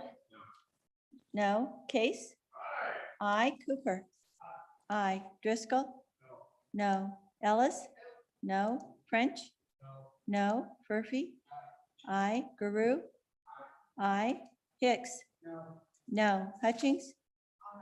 Aye. James? No. Kinsky? No. Kolb? No. Cost? Aye. Landon? Aye. McEwen? No. Nethercott? Aye. Pappas? Aye. Perkins? No. Rothfuss? Aye. Salazar? No. No. Schuler? Aye. Scott? No. Steinmetz? No. Wasserberger? Aye. President Doggstetter? No. Closing vote? Closing. Vote closed. House Bill 67, 13 aye, 16 no, 1 excused. House Bill 67, having failed a roll call vote pursuant to SR 6-SA, is deemed indefinitely postponed. The next bill for our consideration is House Bill 156. Senator Scott. Mr. Chairman, point of order. Did I hear the vote on the previous one announced as 13 to 15 to 1? That's only 29. Did I hear it wrong? What?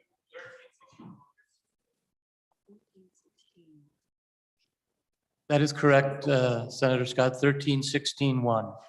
13-16. The next bill before us is House Bill 156. House Bill 156 engrossed alcoholic beverage permit sponsored by Representative Sherwood, an act relating to alcoholic beverages, was referred to committee number 7, which returned to committee recommendation that it do pass. Ayes, Senators Boner, Case, Driscoll, Nethercott, and Scott. Senator Driscoll, chairman. Senator Nethercott. That's you. You're the.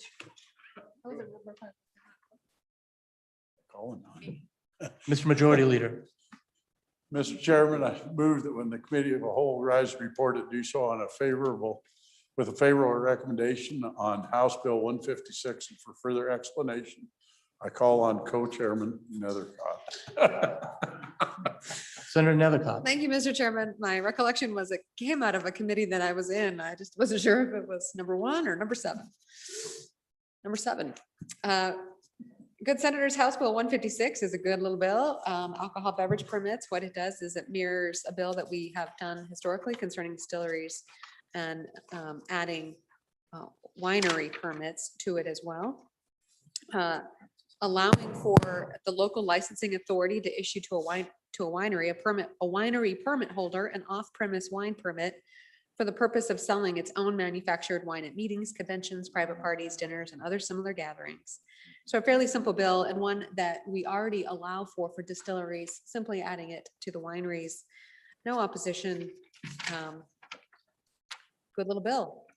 And with that, I stand for questions. Local authority. Questions? Question being called. All those in favor of Senator Driscoll's motion that when the committee of the whole rise to report, they do so with a favorable recommendation of House Bill 156, say aye. Those opposed say no. House Bill 156 has passed committee of the whole. The next bill for our consideration is House Joint Resolution 11. House Joint Resolution 11 engrossed state sovereignty impacted by federal action, sponsored by Representative Summers. A joint resolution requesting the federal government to respect state sovereignty. It was referred to committee number 1, which returned to committee recommendation that it do pass. Ayes, Senators Cooper, French, Kolb, Costa, and Nethercott. Senator Nethercott, Chairman. Senator Nethercott. Thank you, Mr. Chairman. I move that when the committee of the whole rises to report, it do so with the do pass recommendation of House Joint Resolution number 11. Good senators, to explain this bill, I will call on one of the brilliant co-sponsors to tell you how much we love our guns and natural resources in this state. America, co-sponsors, Senator Hick. Senator Hicks. Mr. Chairman, this is a resolution saying we just want a little respect from the federal government to recognize our sovereign rights.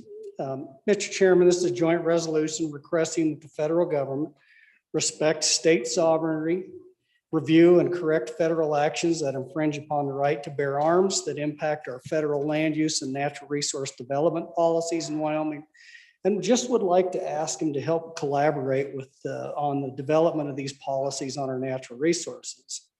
We'll try to whip through the whereases here pretty quick. Whereas the union is a union of sovereign states.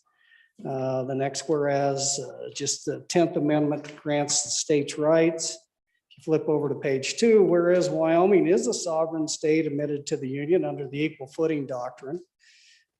Line 6, whereas the United States Constitution recognizes inherent sovereign powers over their members in the state, whereas the United States Supreme Court has ruled on consistent and affirmed that the state must have equal power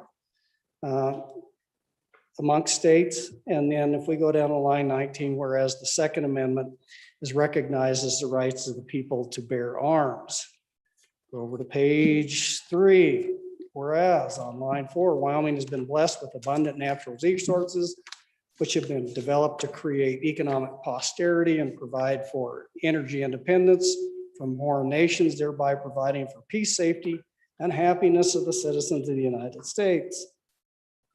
Page 3, line 10, whereas the federal government has recently taken actions to limit the development of natural resources, in many instances unilaterally through executive department without consultation with Congress or the states. Line 15 is an indictment, whereas the federal government through the congressional amendments, executive orders, agency regulations, and judicial rulings has limited the transfer of ownership of firearms and provided for the tracking of firearms, which actions that infringe upon the people's rights.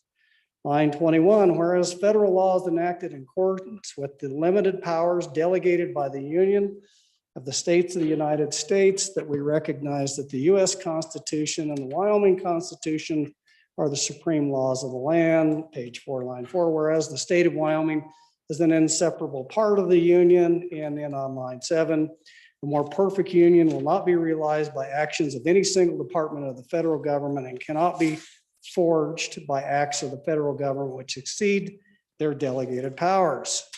Nor should acts of the federal government be tolerated when exercise of those delegated powers harms the welfare of the citizens of the state, even in complete observance of constitutional limits. Line 15, whereas all powers inherent in the people are all free governments are found on their authority.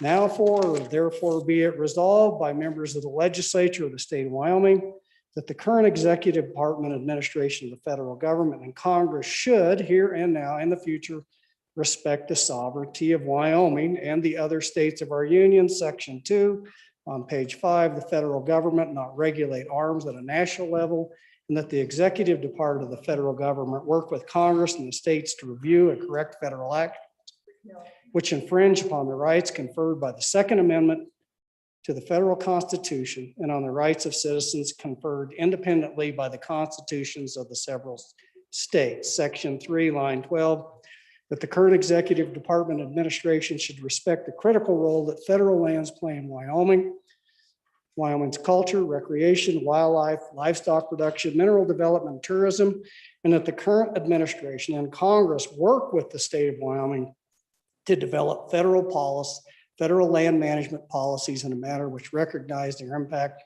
to Wyoming citizens and implement those policies in a manner consistent with the state's and tribes' culture.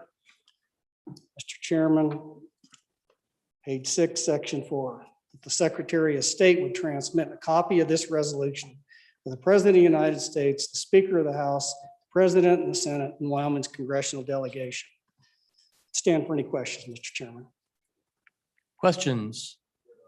Senator Scott. Mr. Chairman, I would like to start by complimenting my distinguished colleague from the Little Snake River Valley for his eloquent reading of the joint resolution. I didn't hear a thing in there that I disagreed with. But I was sitting here thinking, and you know, Mr. Chairman, this is a citizen legislature and each of us bring our own experiences to bear on legislation. I spend a lot of time operating a swather, cutting hay. And as you do that, most of the little critters in the field simply get out of the way. They can hear the thing coming and they get out of the way. Except for the sage grouse. And they are literally bird brain. And they're good critters, so I will stop. And I used to when I had a dog, I'd let the dog out and chase the sage grouse out of the field, and we'd proceed. But there's one other little critter that has skill in making certain chemicals, mercaptans, I believe they are. And it will stamp its feet and stand and fight and prepare to make a big stink. And the swather doesn't care. It just runs right over it, and there's one less skunk in the world. And there's a big stink, but it doesn't make any difference. And Mr. Chairman, it strikes me that we don't really want to put ourselves in the position of the skunk and stamp our feet and just, you know, stand.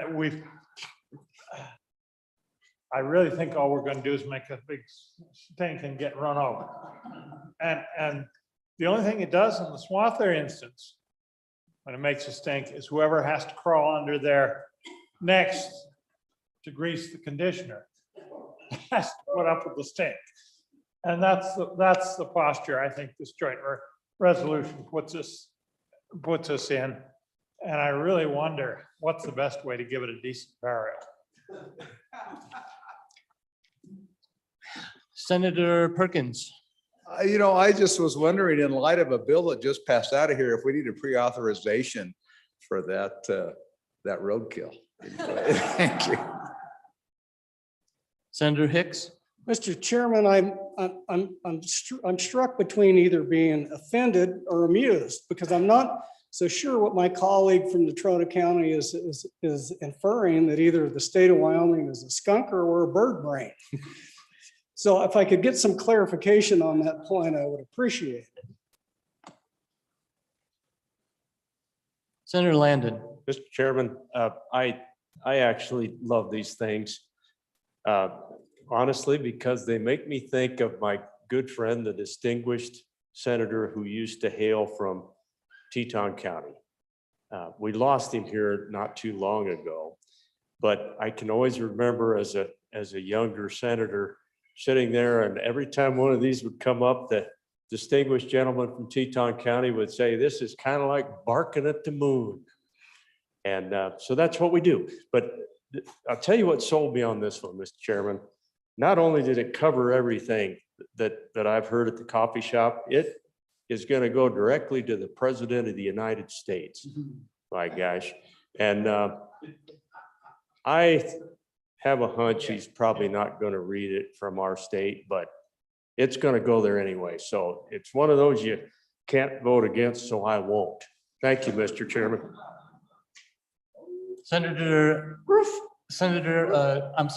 Majority Leader. Mr. Chairman, thank you. No, the trees have already died over this, folks. They're dead and gone. We printed the paper and it's gone. Just as well sign it and send it. There's no sense, we don't need stamps. They're gonna get it. And, for the little bird that gets run over by your swather, there's a big one with the white head that flies over and he leaves marks on your swather and doesn't get run over. And I think he'll be just fine. So this deal is actually, it's the right thing, the right way. We're at the last leg of it. No sense bleeding it out on the last turn. The resolution. Senator Scott. Mr. Chairman, in response to the question that was asked, the sage grouse, no, that's not, that doesn't fit. I had a young lady operating my swather, got one of these one time, and she plucked it, made it, reported that young words were quite good. So all free condition.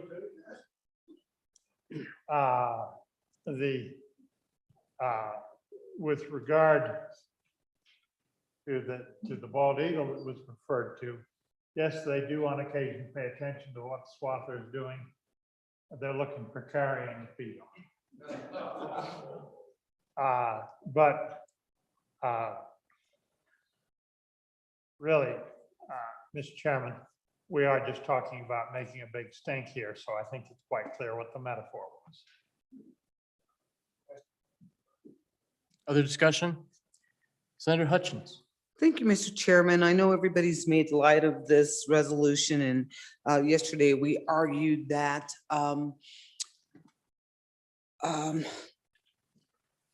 our rules of the Senate, no matter how harsh they were there for us to do certain things. And I look at this resolution and I'm proud the senator behind me read it so eloquently.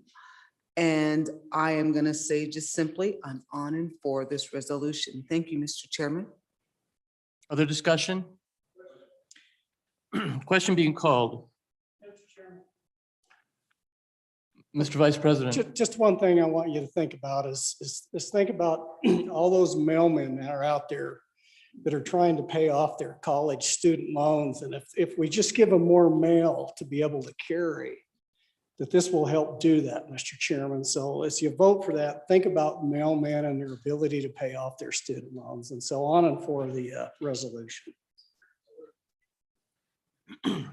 Okay, sensing that we're ready to vote. All those in favor of Senator Nethercott's motion that when the Committee of the Whole rises to report, that it do so with a favorable recommendation of House Joint Resolution number 11, please say aye. Aye.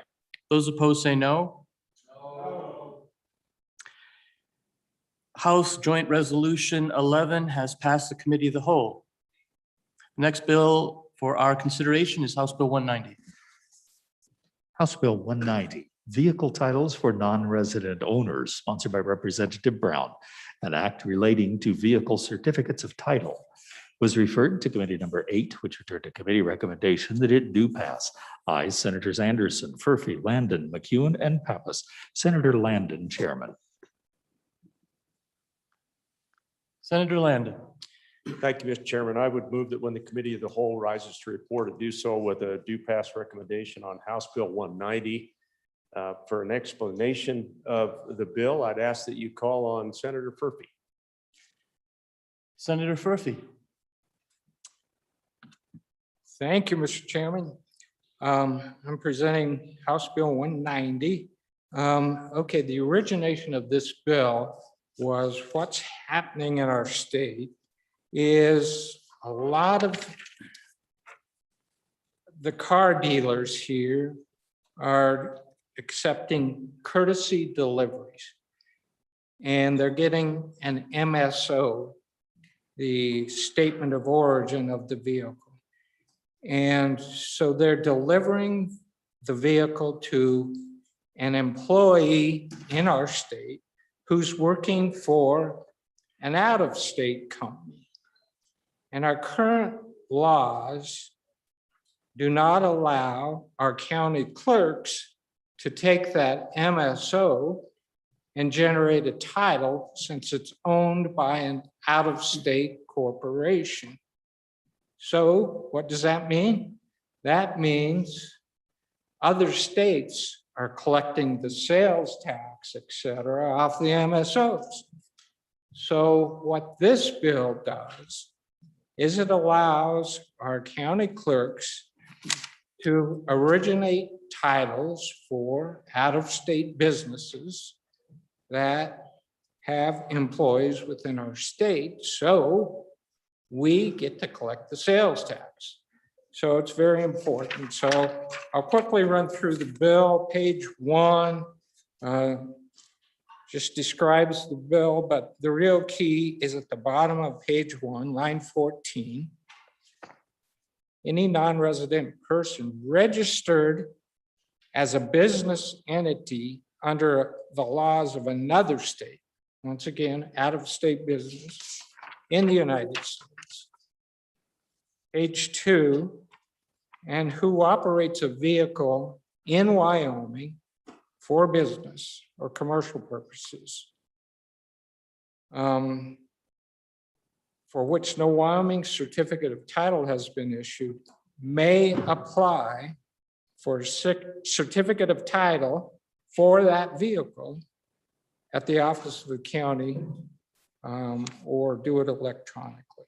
So that's the bill, and I recommend approval. Thank you, Mr. Chair.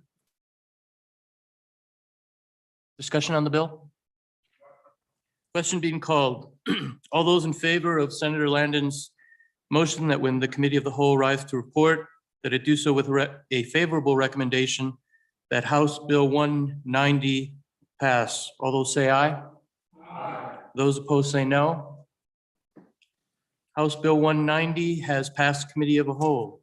The next bill for our consideration is House Bill 163. House Bill 163, Federal Congressional Elections Residency, sponsored by Representative McGuire. An act relating to elections was referred to committee number 7, which returned to committee recommendation that it do pass amended. Ayes, Senators Boner, Case, Driscoll, Nethercott, and Scott. Senator Driscoll, Chairman. Senator Landon. But, Mr. Chairman, I would ask that this bill be laid back for one day. Thank you. It'll be laid back one day. Next bill for our consideration is House Bill 36.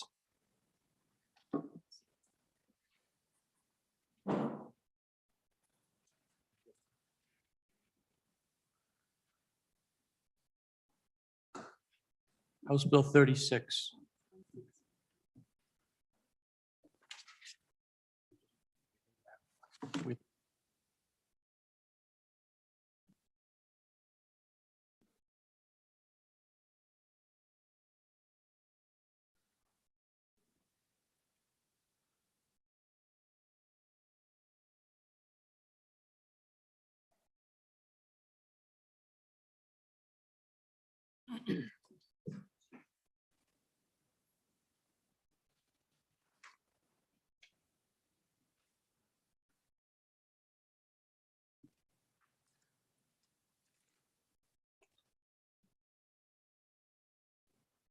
We are on House Bill 36.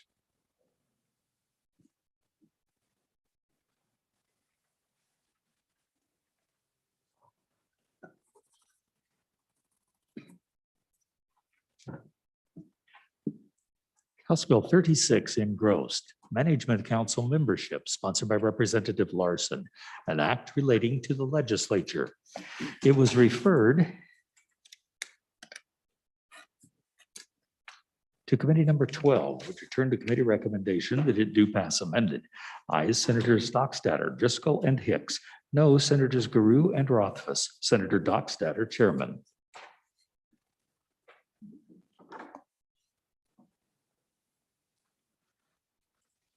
Who would like to bring this forward? Senator Hicks?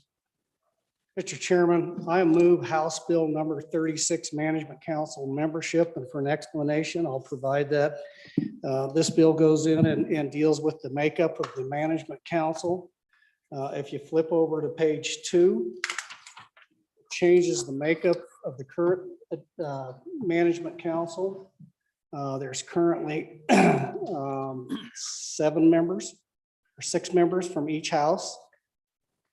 Plus there's 1 member that's elected by Management Council that's opposite of the whoever the president and the opposite party. So basically the effect of what the bill does, Mr. Chairman, is it goes in, it pared down the Management Council from a committee of 13 people to 10 people.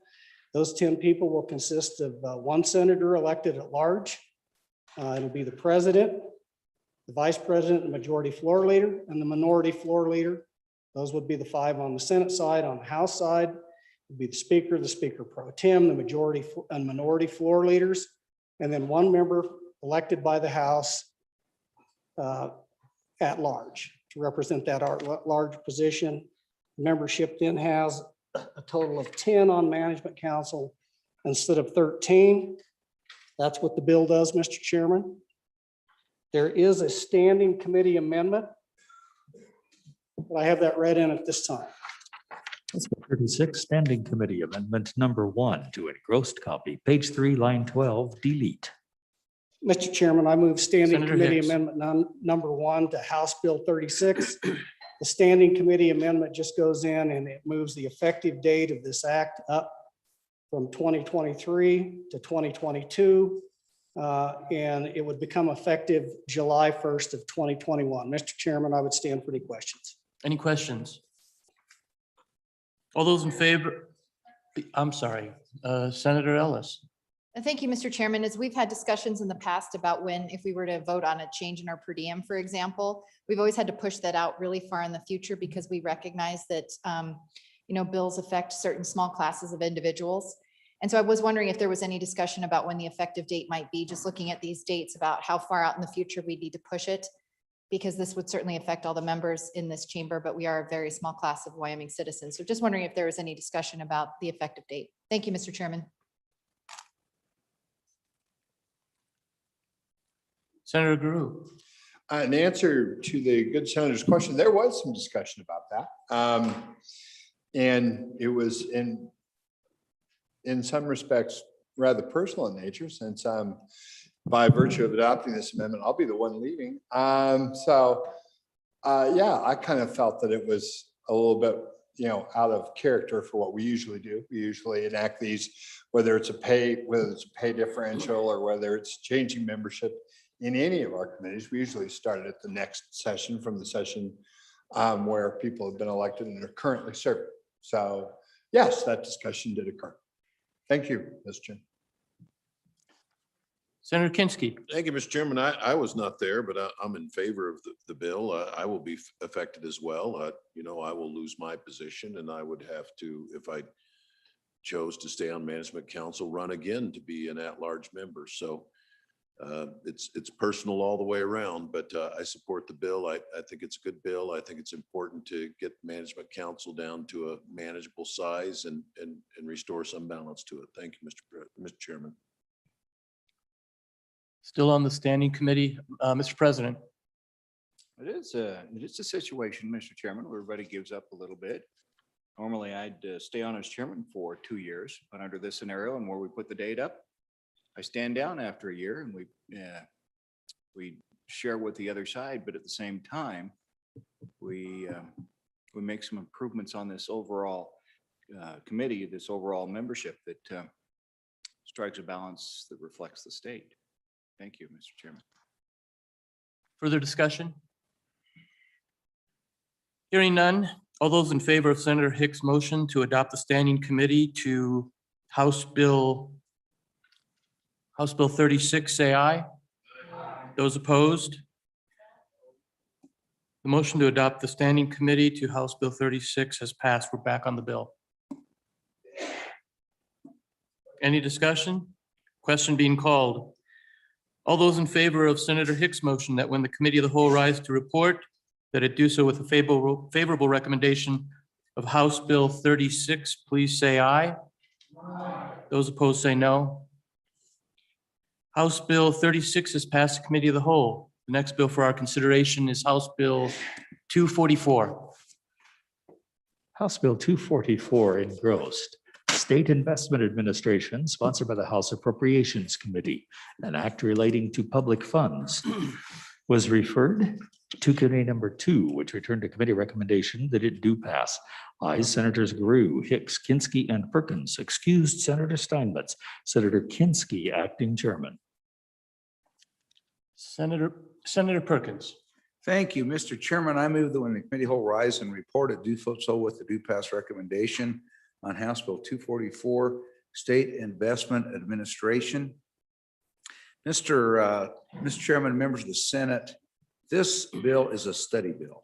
And we have a number of members who serve out in the what's called the Investment Funds Committee, which is of course has the acronym of the IFC. And what this bill does is goes out and we're looking at finding best practices for the investment arm of the state. The Investment Funds Committee is a group of individuals who basically serve for a very nominal per diem, and they have expertise, but they love Wyoming. A lot of them are residents of Wyoming, or at least own homes in Wyoming. But they range and serve. One of them serves on one of the largest asset management companies in the world. In fact, the largest asset management company in the world. And others serve as on the directors or are active participants in sovereign funds and other funds management companies that have far more assets than the state of Wyoming invests. And they come and they donate their time to help figure out and help establish investment and provide investment advice to the SLIB and the treasurer to implement the investment policies for the state of Wyoming. These folks have worked very hard, are very accomplished individuals, and so they have come to the state of Wyoming, and they're willing to participate. So this just starts a study to come back and start to look at best practices and what we need to do and come back with recommendations. They report back, the study reports back to the Capital Finance Committee and the Joint Appropriations Committee with their investments, or excuse me, with their report. And so the bill simply lays out. So if we go to, you have a little finding in subsection A. And of course, the point of this is to bring Wyoming's management of sovereign wealth funds and other permanent and non-permanent funds in the top tier of each field. For a long time, our sovereign fund was in the lower quartile in performance. That's not all because of the investment. Some of that is because of legislative directed investments and other things we did that put a significant drag on the ability. But nevertheless, we believe that there's substantial room for improvement. As you see, this helps to, it continues on to identify legal and fiduciary requirements of the state in investing various fund types and clarify best practices regarding the state's oversight as the role of owner and of trustee of the invested funds. They develop investment and they help to develop an investment management structure. There was a significant review done by an independent consultant of the treasurer's office, and they've come back with a significant number of suggestions. This happened earlier. The report actually came in right during session. And so we're trying to look at that. They've had a very broad outline, but now we're trying to figure out how to best implement these best practices and do it with the Wyoming flavor in light of what we do here. And so there's no preconceived or preconditions to this study is to help identify what we have, where we need to go. And for example, Mr. Chairman, the three full-time accounting personnel that both sides put back into the treasurer's office in the budget this year was a direct outgrowth of one of the very, very first steps in that report to try and do this. So this is the treasurer's involved in this. The treasurer is supportive of this. He's looking at this to go forward. But this is going to help these people who have a lot of experience in best practices. There's no single best practice. They all do it a little bit differently, but there's some commonality. There's some threads between what we do and what they do and what their experience shows is important, and that they can bring that to bear, and ultimately we can come back and like, again, the end result of the study is to try and put out a roadmap where we can take the investment arm and the investment function of the state treasurer's office and turn that into a top tier, top performing organization. And that's what this study does. It comes back to report. It doesn't, that's all that this study does. These folks are already in place, and the committees are in place and have been looking at this. It's something we've been talking about for a long time, and we're starting to move on it. And so I'll stand for questions, and there's a standing committee amendment we need to deal with, but I'll stand for questions on the bill, or we can move to the standing committee amendment. There is a committee of the whole amendment. Senator Hicks. Mr. Chairman, could I have committee of the whole amendment number 1 to House Bill 244 read in? House Bill 244, Committee of the Whole Amendment Number 1 to engrossed copy, page 5, line 10 after. Senator Hicks. Mr. President, I move committee of the whole amendment number 1 to House Bill 244 and ask for your favorable consideration. This is a cleanup.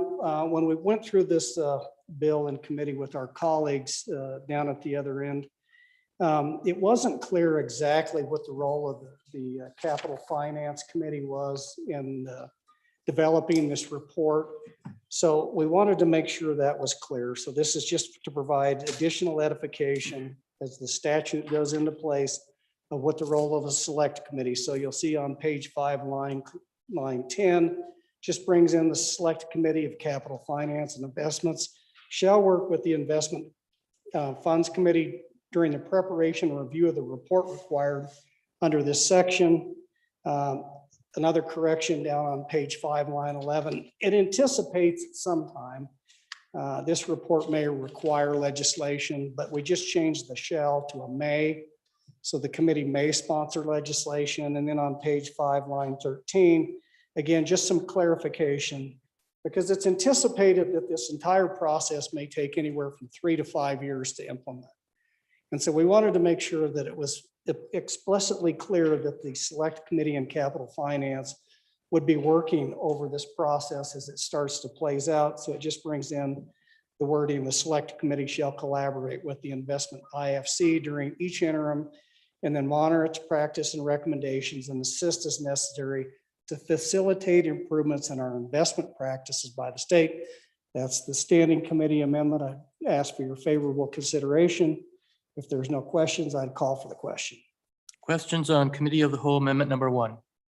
Sensing you want to vote, all those in favor of Senator Hicks' motion to adopt committee of the whole amendment number 1 to House Bill 244, please say aye. Those opposed? The motion to adopt the committee of the whole amendment number 1 to House Bill 244 has passed. We're back on the bill. Question being called. All those in favor? I apologize, Senator Ellis. Thank you, Mr. Chairman. Neither on or against the bill, but just something kind of to note. This is looking at our committee of the whole list. We have 2 bills that were sponsored by House committees. The first being a discussion we had earlier on HB 173, sponsored by House Education, and this being sponsored by House Appropriations. I am looking at 28-8-104E. And really, I think our statutes are pretty clear that only Management Council, joint interim committees of the legislature, the Joint Appropriations Committee, the Management Audit Committee, and the select committees explicitly authorized by statute shall sponsor and introduce legislation. And I want to urge caution. As I see that, as we're looking through the bill, we're setting new precedent that isn't authorized in our statute. So Again, neither on or against the bill, but just wanted to highlight that concern. Thank you, Mr. Chairman. Any other comments? Senator Hutchins. Thank you, Mr. Chairman. Can she repeat that statute? Thank you. Senator Ellis. Thank you, Mr. Chairman. I'll visit with her individually. I just closed my book. Any other questions? Question being called. All those in favor of Senator Perkins' motion that when the committee of the whole rise to report that it do so with a favorable recommendation of House Bill 244, please say aye. Those opposed say no. House Bill 244 has passed committee of the whole. The next bill before us is to consider is House Bill 219. House Bill 219 engrossed Investment Funds Committee membership sponsored by Representative Nicholas, an act relating to investment of state funds. Was returned to committee number 2 appropriations, which returned a committee report that it do pass amended. I, Senators Guru, Hicks, Kinsky, Perkins, and Steinmetz. Senator Perkins, Chairman. Originally referred to committee number 2, which returned a recommendation that it do pass failed in accordance with Senate Rule 5-4. Ayes, Senators Guru and Perkins. No, Senators Hicks, Kinsky, and Steinmetz. Senator Perkins, Chairman. Senator Perkins. Thank you, Mr. Chairman. I'd move that when the committee whole rise and report that do so with a do pass recommendation on on House Bill 219 Investment Funds Committee membership and ask the body to vote aye. Mr. Chairman, there is a standing committee amendment. If we can have that read in, and we'll carve that in as we explain the bill. House Bill 219 Standing Committee Amendment number 1 to engrossed copy. Page 1, line 4 after. Senator Perkins. Thank you, Mr. Chairman. Mr. Chairman, I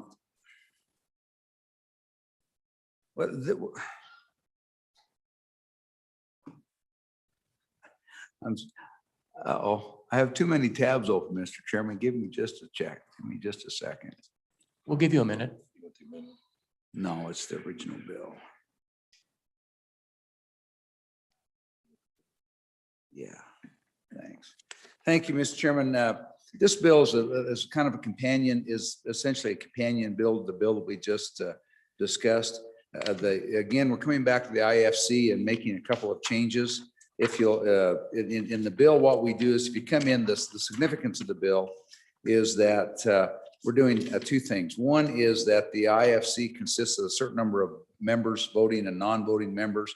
We're tweaking that just a little bit. We're doing a couple things we're doing is we had a certain number of voting members on there. Those voting members included, and this is on page 2, lines 3 through 4. Where you see that we used to have the voting members included the state treasurer, which is still there, but also the designated chief investment officer, the chief investment officer of the Wyoming retirement system, and then you had 4 other members. Now we have 6 other members. One of the reasons that we're deleting those 2 is primarily these are the folks that this is kind of removing them because leaving them on there kind of allows them to grade their own homework, so to speak. These are the chief investment officers. The investment funds committee is kind of the folks who look at this and help set the benchmarks and by which the chief investment officers and the performance of their teams will be determined, and whether it's favorable or unfavorable. And so part of that is just simply removing them so they're not, in essence, grading their own homework. Then we move into some ex officio members who are non-voting members. In addition, what we're doing used to be had 1 member. Now this just increases it. So now there's 1 member from the House and 1 member from the Senate. Those are appointed by the respective heads of those 2 of each of the chambers.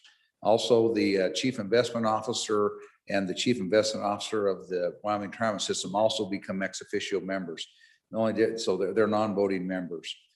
So we go down, and so then that gets us, if we go down, the rest of that are just pretty much conforming amendments. Then we get to the first part of the standing committee amendment. If you go to page 3, what we're doing is we were going to take, and the bill originally as proposed was going to rotate the chairmanship between the treasurer and then whoever was elected by the investment funds committee to serve as chairman. we're taking that back. We're deleting that language and it's taking it back to where the treasurer will continue to be the chairman of that committee. That's the first part of the standing committee amendment.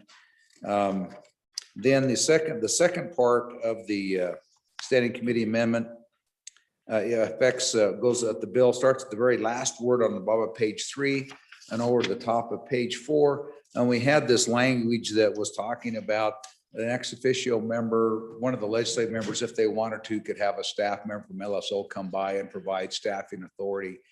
That seemed in discussions with the treasurer, and as we analyze that, two things happened there. One is the treasurer's office staffs that, and so there shouldn't be an opportunity for that. And two was that a little bit of a separation of powers issue. This is an executive function with some legislative members who are on it, and then to staff it with legislative service, an executive branch function with legislative service office, just kind of have its own problems.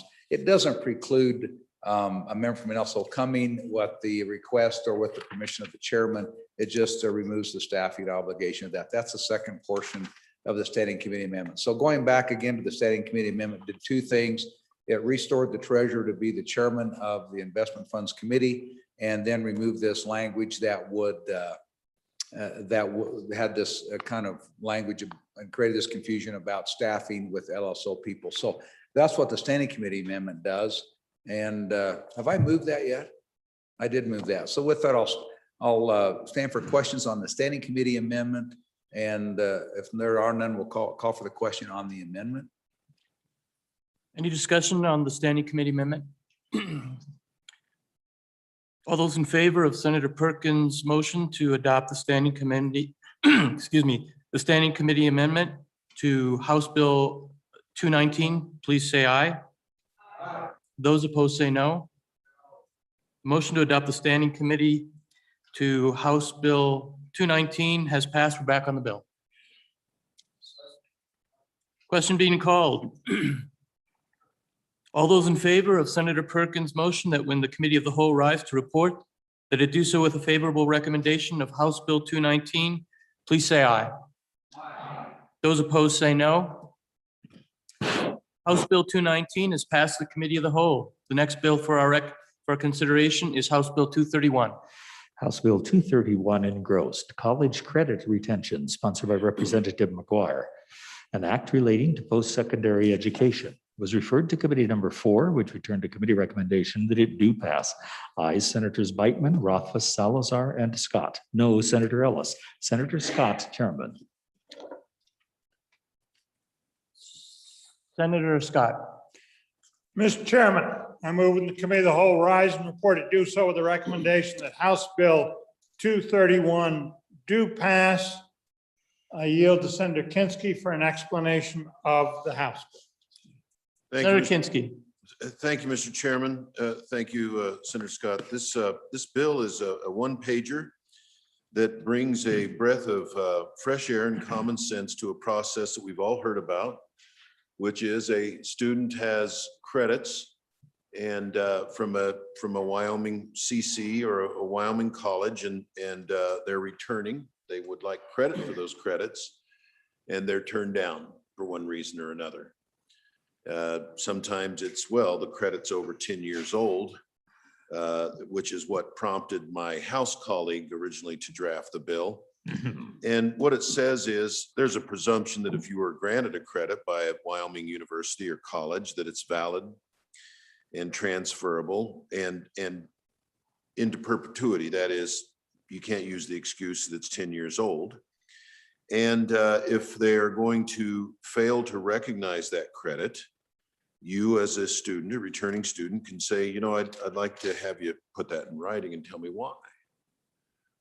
And then you have a right to an appeal to somebody at the college to re-examine the decision of that first person, all of which is very common sense. Now, it's not going to be a federal case. We specifically provide here that the Wyoming Administrative Procedure Act doesn't apply.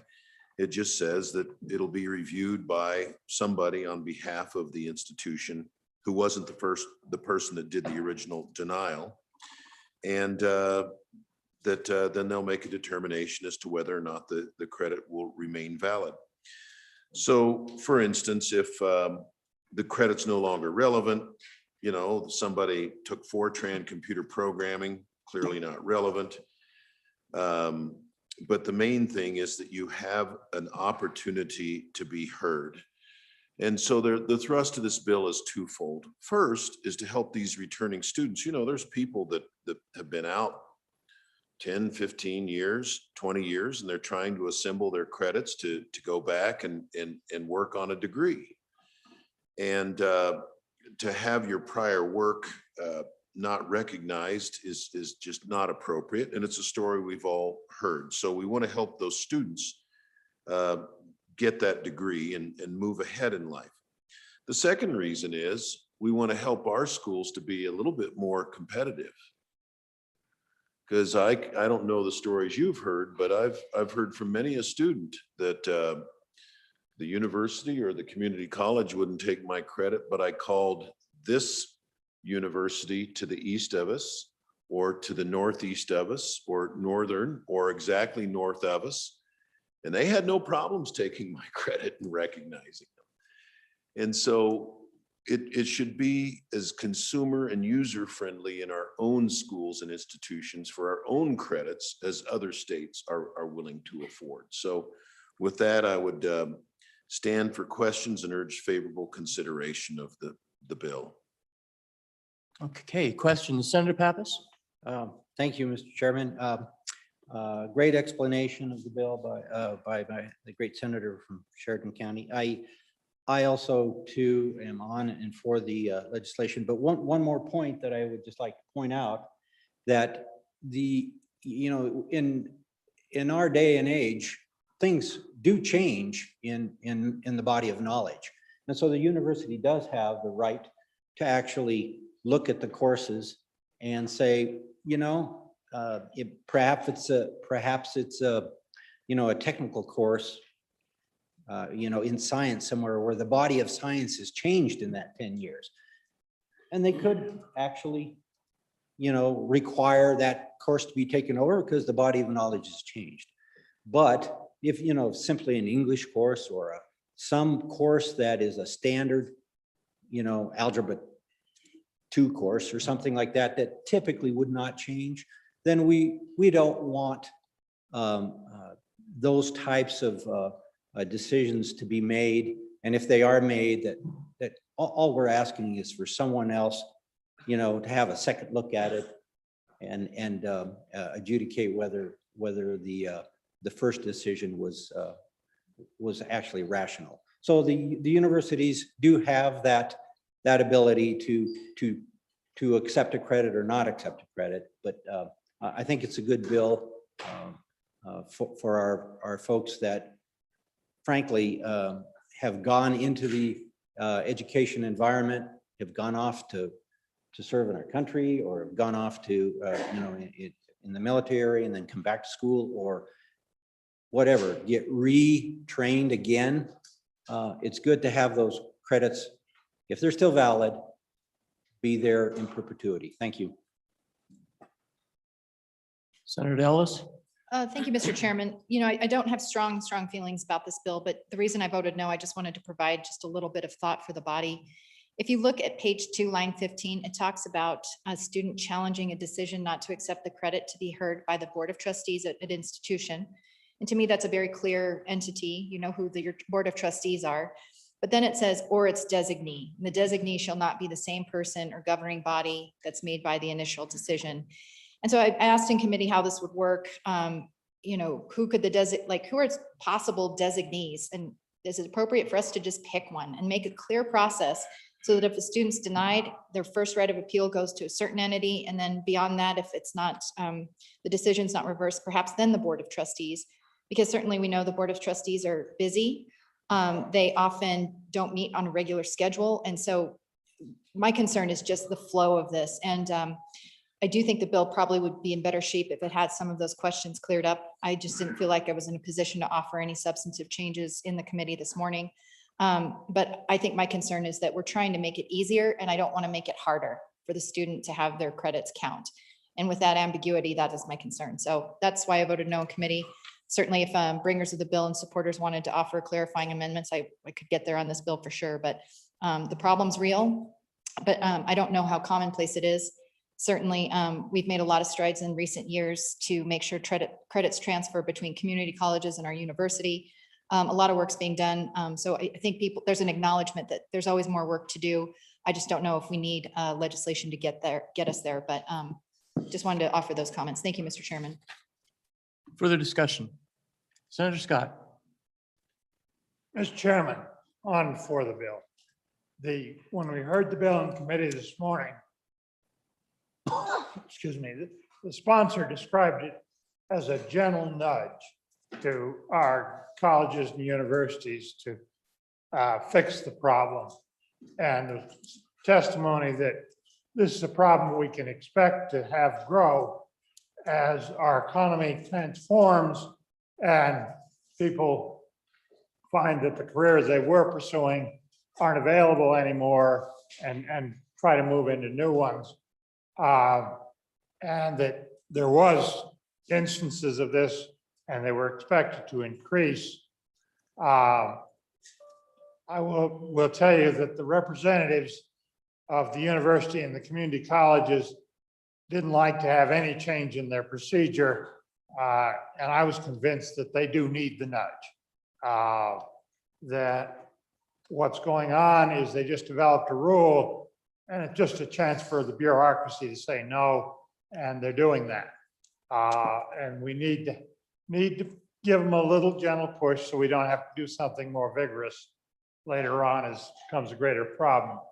It was quite clear that there will be instances where coursework should not be allowed to count. In science, a lot of the science has changed. In some of the mathematics and calculus was given as an example. If you're not using it, it's easy to forget it after a certain length of time. And what we're trying to do is get an objective, colleges take an objective look and to find a way to say yes, unless there's some good reason not to. I think Mr. Chairman, based on the testimony in committee, I think the flexibility for the colleges and universities to organize it in the way that they see fit is appropriate, but it will get it out so that there's an objective look outside the bureaucracy that already said no. And I think this will provide a degree of fairness and hopefully give the nudge that's needed so the colleges and the university will be reminded that their objective here is to serve the needs that the citizens of Wyoming have, and will be able to do so in this area. So for those reasons, Mr. Chairman, I urge adoption of the bill. Further discussion? Senator Landon. Well, thank you, Mr. Chairman. I rise on behalf of the bureaucracy. This actually is a bill, fellow senators, that I'm not going to lose a lot of sleep one way or the other, but it does actually describe exactly what the division does that I worked in for many, many years.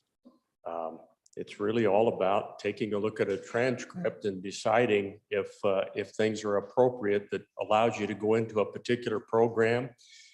Things like accreditation come into play, things like prerequisites come into play. I would use an example, Mr. Chairman, if I took a trig class or an algebra class about 20 years ago and I'm going into a program that needed some mathematics, probably wouldn't be able to count that particular math class, might have to repeat that one.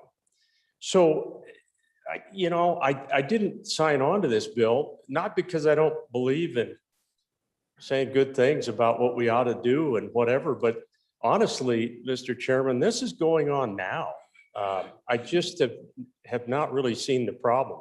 Regarding transfer, that's an entirely different issue, truthfully, but it was interesting, all those years that I spent in service clubs and working in organizations in my community. I was also an employee at the college. It was fascinating when someone would throw out, my niece or my sister's son or whoever had a credit that wouldn't transfer. And so I had the ability to go up and check on that particular transcript. And 9 times out of 10, it was a D or an F. There was a good reason why it didn't transfer, or it maybe didn't transfer because the student went into an entirely different major. So I guess, the bill is fine, but to characterize it as a nudge or something we need to tell the bureaucracy, there isn't much bureaucracy there. It's just hardworking people and analyzing transcripts and working directly one-on-one with students. And so, thank you, Mr. Chairman. Further discussion? Senator Perkins. Thank you. A couple of observations and one observation, a couple of questions. I mean, as a background, it's as we talk about these things, it's kind of interesting. So if you're going to go into an advanced degree, or oftentimes if you actually complete the degree, you have an associate's degree or you have a bachelor's degree, and you're going to try and get into an advanced degree program, that a lot of times you don't have to worry about credits transferring because the prerequisite is that you have the degree.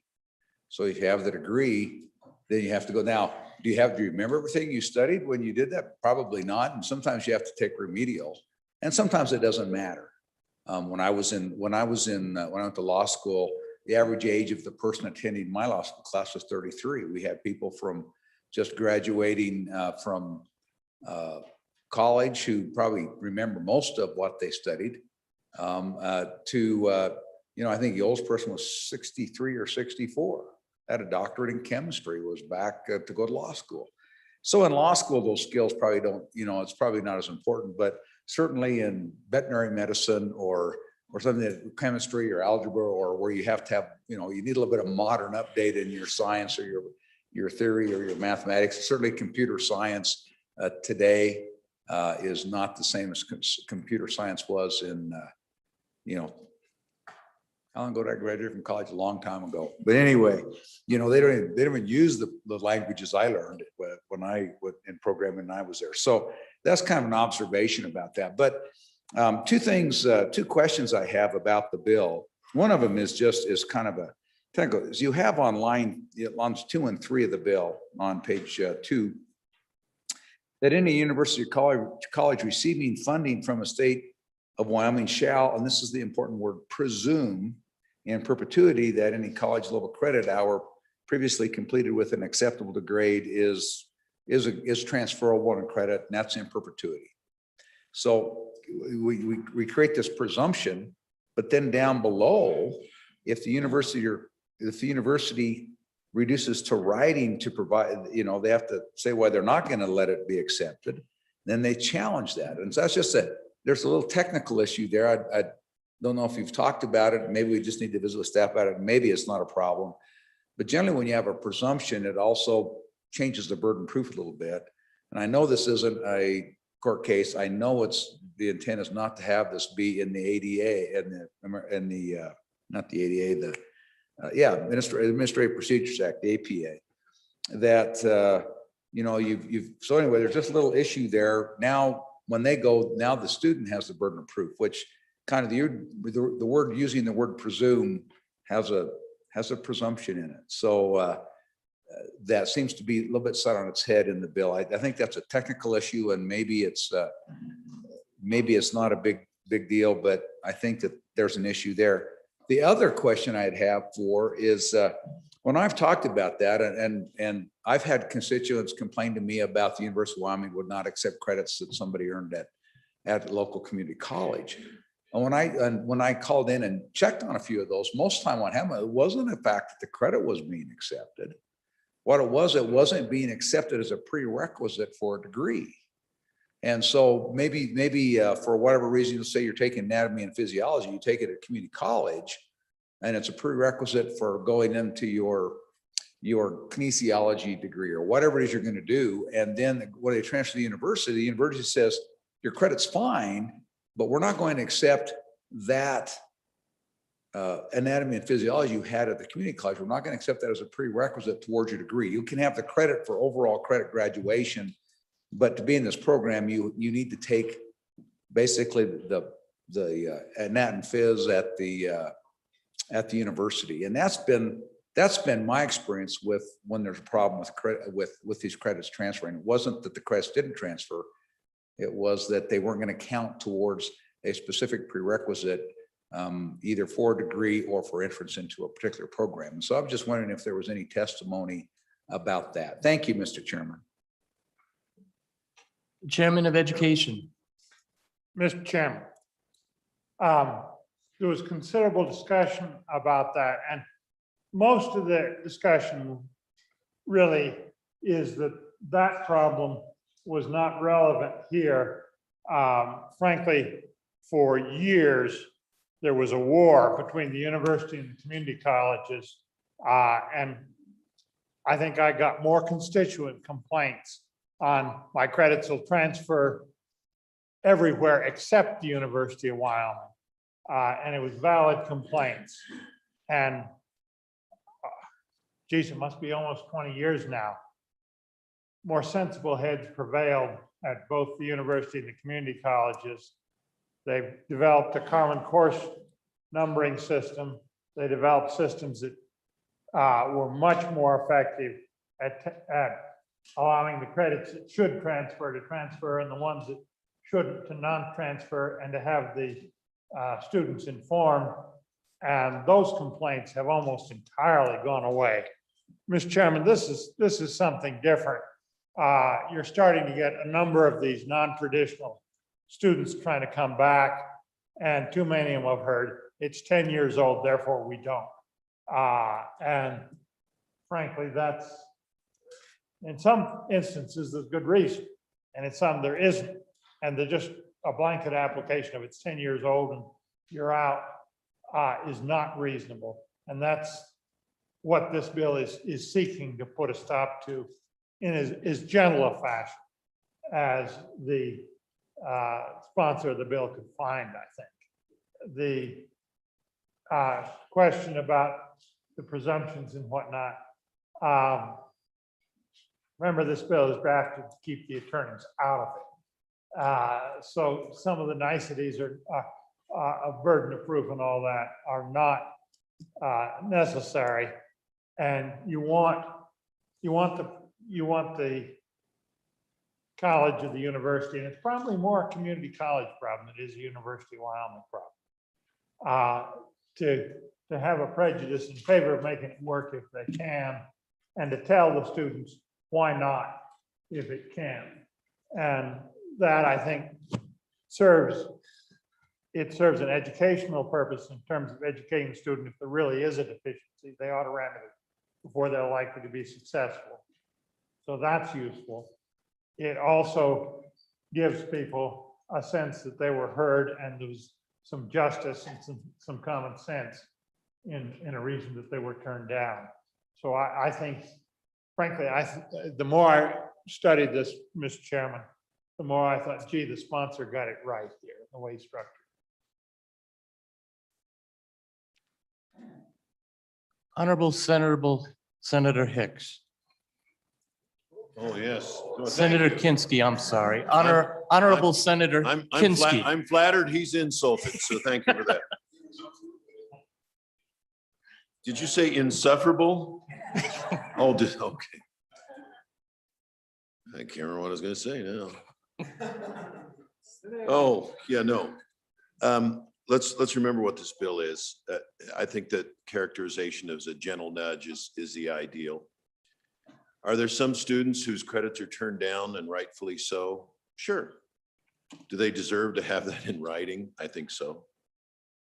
Do they deserve to maybe have somebody take a look at it to make sure that the frontline clerk didn't make a mistake? I think so. If it were my business, if this were my business, I'd want to know why every customer was turned away. In healthcare, we had to do quality improvement processes. I'd want to know about the ones that were rightfully denied credit, but I'd want to know about all those students that went to the University of not Wyoming and didn't have any problem getting their credits accepted. I mean, these stories come to me from a variety of personnel in all walks of life, but there's some people that are pretty smart who figured out I can go to the University of North whatever, or the University of South whatever, or the University of who's it's in what's town, and get all those credits accepted. If I was a community college or university president, those are the people I'd want to know about. Are our distribution requirements too strict? Do they just have clerks that can say, well, I can't accept your algebra as a prerequisite over here, but I can treat it as part of your general education requirement? They find a way to get to yes. That's what we're trying to ask them to do. Let's find a way to get these students in there, get them as much credit as possible. And if you're turning down the credit, which is pretty darn serious to me, you know, a semester is a long time in somebody's life. Let's have somebody take a second look at it if the student's not satisfied with that answer. So on and for the bill. Thank you. Further discussion? Question being called. All those in favor of Senator Scott's motion that when the committee of the whole rise to report that it do so with a favorable recommendation for House Bill 231, please say aye. Aye. Those opposed, no. House Bill 231 has passed Committee of the Whole. The next bill for our consideration is House Bill 254. Senator Wasberger. I would ask that House Bill 51 be moved to the bottom of the list so that we can re-refer it. There's an appropriation in the bill. Are you referring to 250? Could you repeat the number? Oh, you know what? Am I early? Are we on House Bill 254? Or We're on House Bill 254. I'm sorry. So our next bill up is House Bill 254. And I believe there's a standing committee amendment.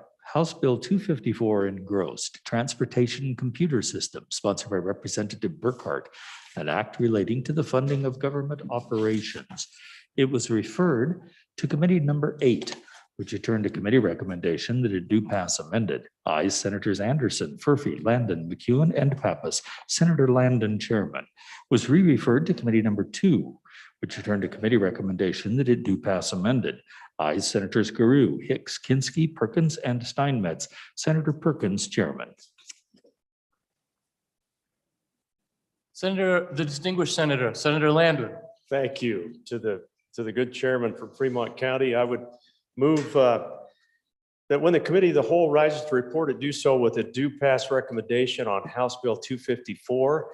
And I'll just stay right here and attempt to describe the bill in a pretty expedited fashion, Mr. Chairman, as we ease into the wee hours of the evening. So, Mr. Chairman, this is a bill that was numbered late in this session because it takes some elements out of a couple of bills that were worked during the last interim.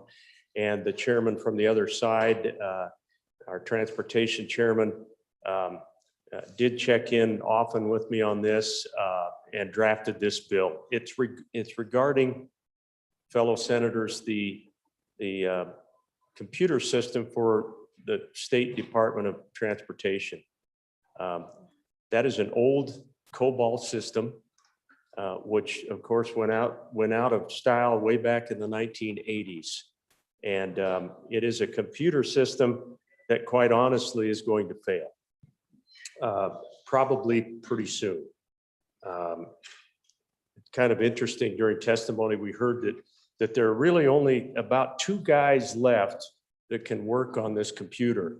And they live in the state to the east of us, the one with the panhandle. And these guys are getting a little long in the tooth like me, Mr. Chairman, and they're ready to go fishing. They want to get retired, and they're not being allowed to retire because they're the only ones that can fix this system.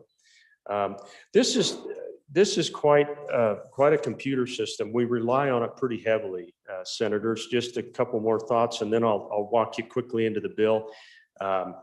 We had testimony from our county clerks, for example, that this is a system they use in relation to the real ID and the integrity of our elections process. This is used by outside agencies and vendors. It's obviously used by the federal law enforcement folks and our law enforcement folks and those who have to check on vehicle records and whatever. So let's go into the bill, and then Mr. Chairman, we do have a couple of standing committee amendments. One was just read in, and I'll get to that in just a moment. And we also do have a committee of the whole amendment. So Senators, I would take you to section 2. That begins on page 2. That's the meat of the bill. What we're saying with this bill is that not later than 2027, the Department of Transportation shall replace this revenue information computer system that I have briefly described this evening to you. And we ask that the department determine by rule and reg some fee structures for third-party use. This is the fees that are charged to outside entities. For example, an entity like the one with the little fox on it that is advertised nationally, if you want to check on cars or whatever.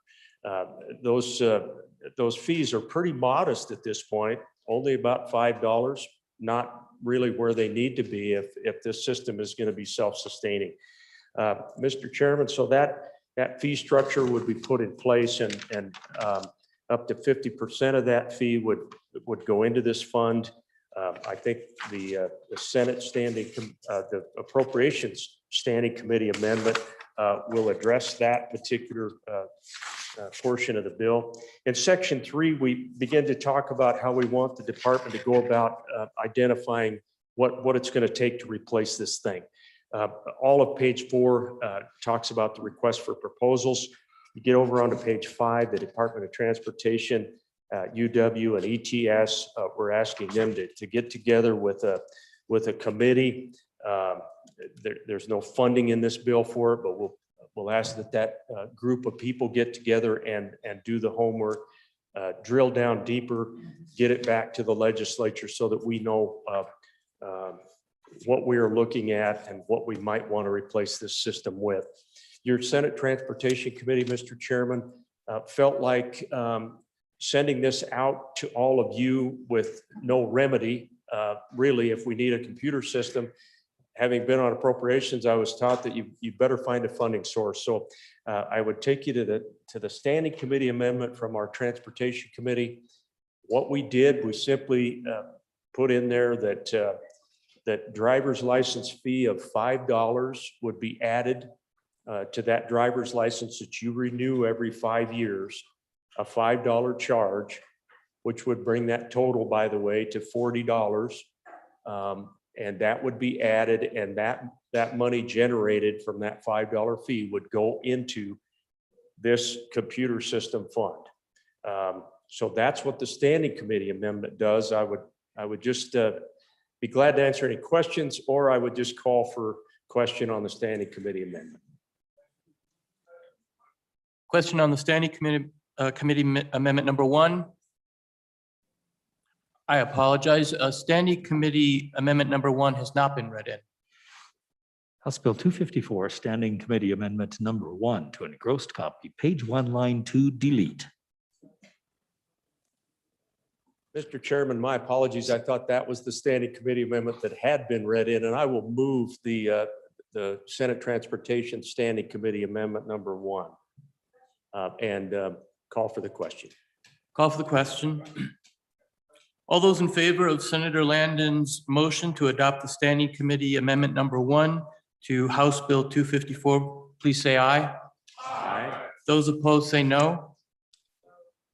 The motion to adopt Standing Committee Amendment number 1 has passed to House Bill 254. We're back on the bill. Senator Landon. Mr. Chairman, thank you. That completes my description of the bill. I went through it quickly. Be glad to answer any questions, but I would ask that you call on the Chairman of Appropriations for the second Standing Committee amendment. Thank you.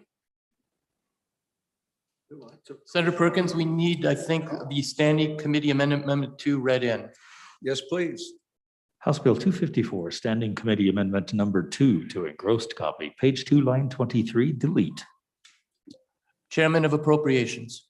Thank you, Mr. Chairman. I would move Standing Committee Amendment number 2 to House Bill 254 and ask the body's favorable consideration. Mr. Chairman, members of the Senate, what this amendment does is simply goes into the bill. If you go in the engrossed copy to the bottom of page 2 to the top of page 3, beginning on line 21, you see that what this bill does, it creates this account. And for which fees and subscriptions for the databases, the database can be deposited to create a special revenue fund. And so what you have in the existing bills, the Department of Transportation shall determine by rule and regulation the fees for third parties for this replacement system, replacement revenue information computer systems. And then this is the important part. At least 50% of the fee implemented for use in the computer system shall be deposited in transportation in this account that's created under the bill. In our discussion with that, I mean, the purpose of the fees and the purpose of these special revenues is to provide for the maintenance and the update and potentially even the replacement of this computer system. And it wasn't intended to be a additional revenue for other sources. And so our amendment simply goes in and strikes the word at least. And so the now just say any fees implemented as a result of the use of this system shall be deposited in this account. So it requires essentially all of the fees that resulted from subscriptions or use of this account be deposited into this account. Now, just as we've seen with the State Department of Parks and Cultural Resources, that can be spread around and used for a number of different purposes. But I think the point of this is, and the presumption is that these fees will go towards this, and we just think they ought to be captured in this account. That's what the amendment of the second reading amendment, or excuse me, the second standing committee amendment does. Discussion? Question being called. All those in favor of Senator Perkins' motion to adopt the standing committee amendment number 2 to House Bill 254, please say aye. Aye. Those opposed say no. The motion to adopt standing committee amendment number 2 to House Bill 254 has passed. We're back on the bill. Senator Kinski. Mr. Chairman, I would ask the committee to hold amendment number 1 to House Bill 254 be read in. House Bill 254, Committee of the Whole Amendment number 1 to engrossed copy, page 2, line 16 before. Senator Kinski. Thank you, Mr. Chairman. I would move Committee of the Whole Amendment number 1 to House Bill 254 and urge the body's favorable consideration. So we've stepped through a series of amendments. Let me tell you what this one does, and then what the net of it is that we're dealing with on the bill and the whys. So on page 3 at the top, we struck 50% and we said any fee implemented for the use of the computer system shall be deposited in the account. We are inserting a new subparagraph D after line 7 that says the department shall not expend any funds from any source for the replacement of the revenue information computer system without legislative authorization for expending these funds. So we want to know what they're going to do with the money. The money can continue to accrue, it can continue to build up, but we want to know what they're going to do with it, what they propose. The balance of the amendment is to strike all of section 3, all of pages 4, 5, 6, 7, and 8, which is a process that's outlined that YDOT's going to proceed, and they're going to get the university, and they're going to put out an RFP, and they're going to get a vendor, and they're going to do all these things, and then they're going to create a committee, and they're going to review. And so let me tell you why that is. When we're all done, what we've got is a $5 fee that's going to go into an account to replace this system. And so by way of background, transportation is the home place, the home committee for YDOT, and then appropriations is the home committee for the enterprise technology services. So the picture that we've seen in appropriations committee is this. In comes a department. Our computer software is old, it's out of date, it has to be replaced, it's in imminent danger of failure. Please deposit 20, 30, 40, $50 million. Next department comes in, it's the same story. The next department comes in, it's the same. Pretty soon the tab is up over hundreds of millions of dollars over the next several years, money that we don't have. And we got, the world is going to end fatigue. I mean, we know something's going to fail. We just don't know who really has the greatest need.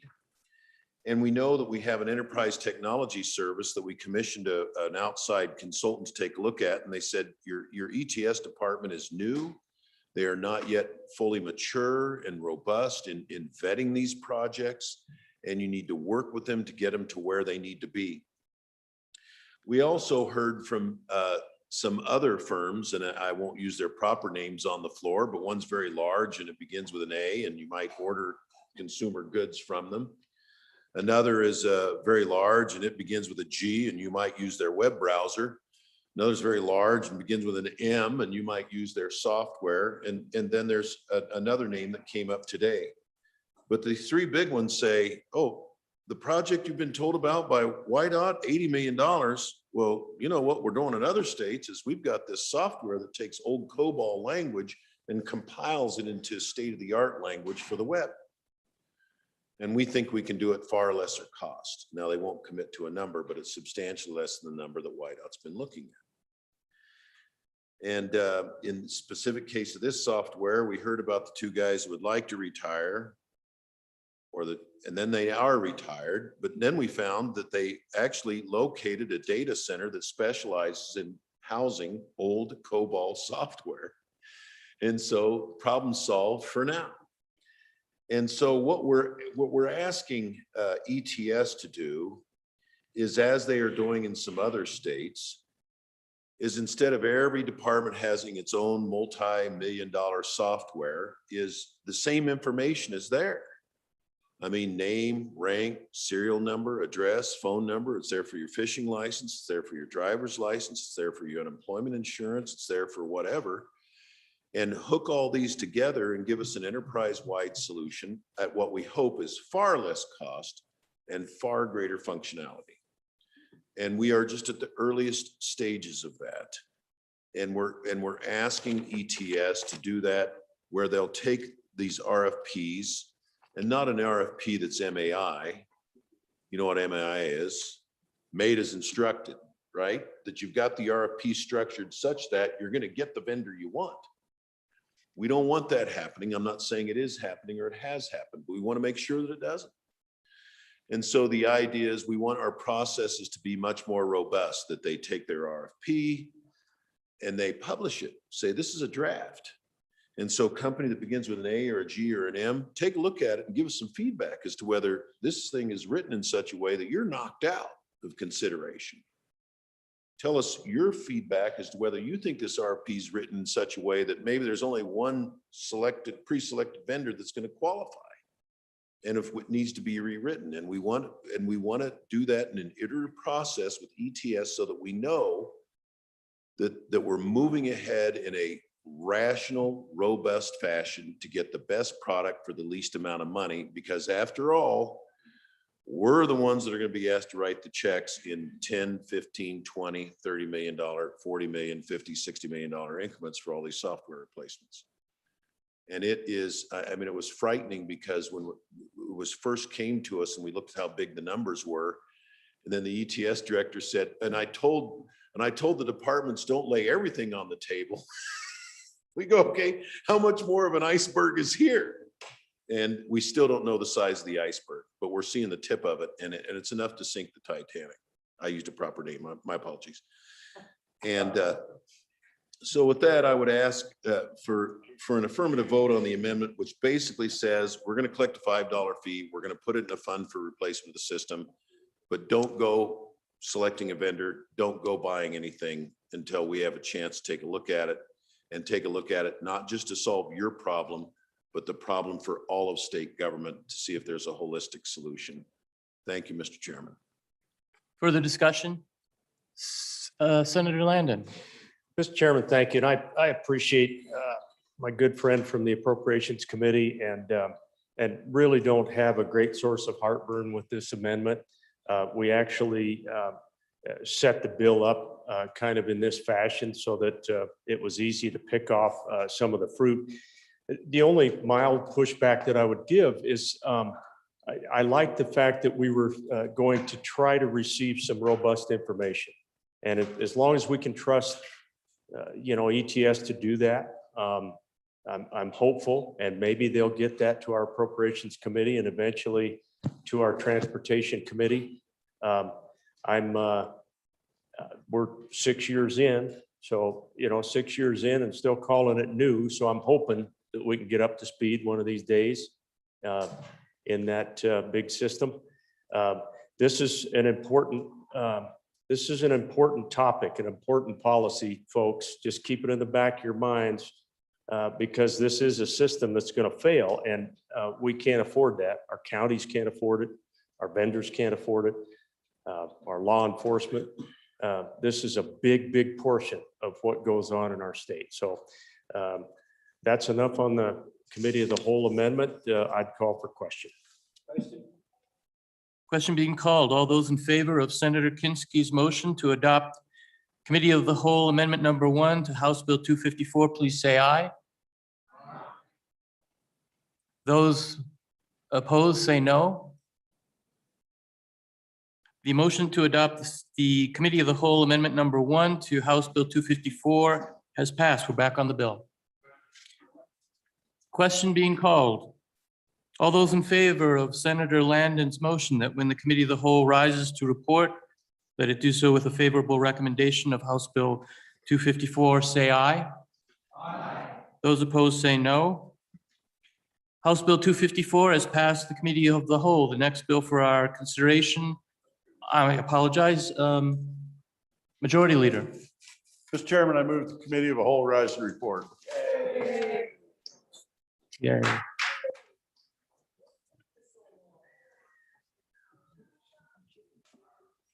Because I had to put your bills up front. I've heard the motion. All those in favor say aye. Aye. Those opposed say no. Motion No. carries. Vision. Thank you. Thank you so much. Appreciate your help.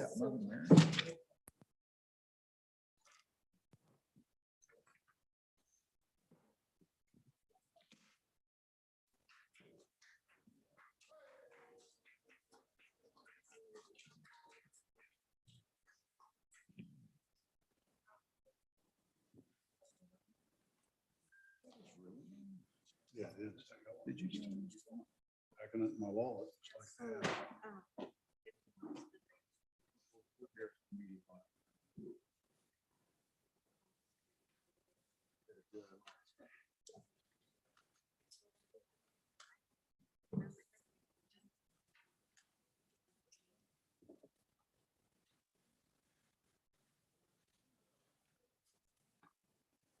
Committee of the Whole report, please read it.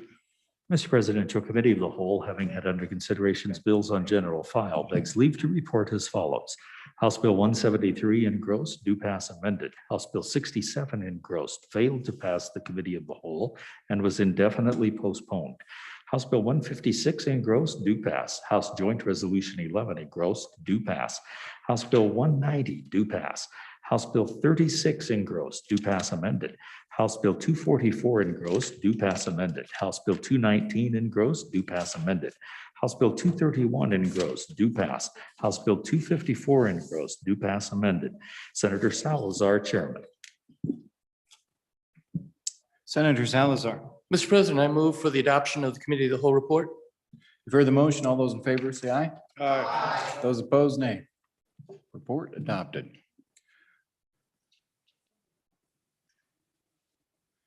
Yeah, that's right. Senator Wasserberger, you had a re-referral in there, didn't you?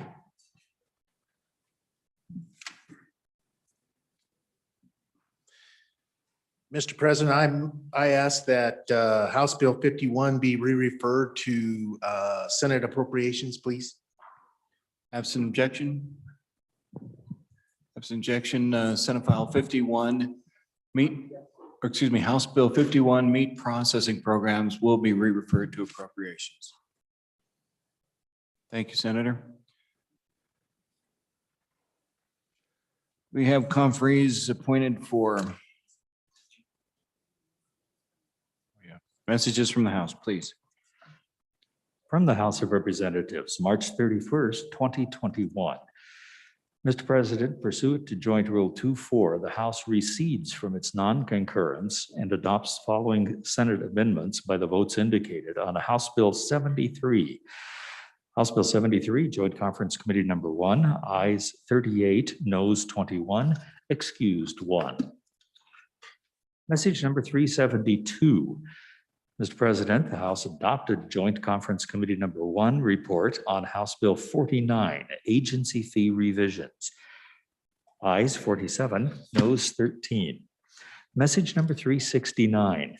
Mr. President, the House failed to concur on Senate amendments to House Bill 150, State Budgeting and Expenditure Authority. Ayes 9, noes 51.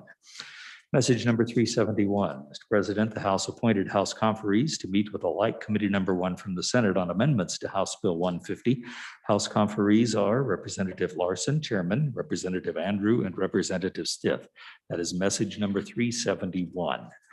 Message number 363. Mr. President, the House passed the House on third reading the following bill by the vote indicated.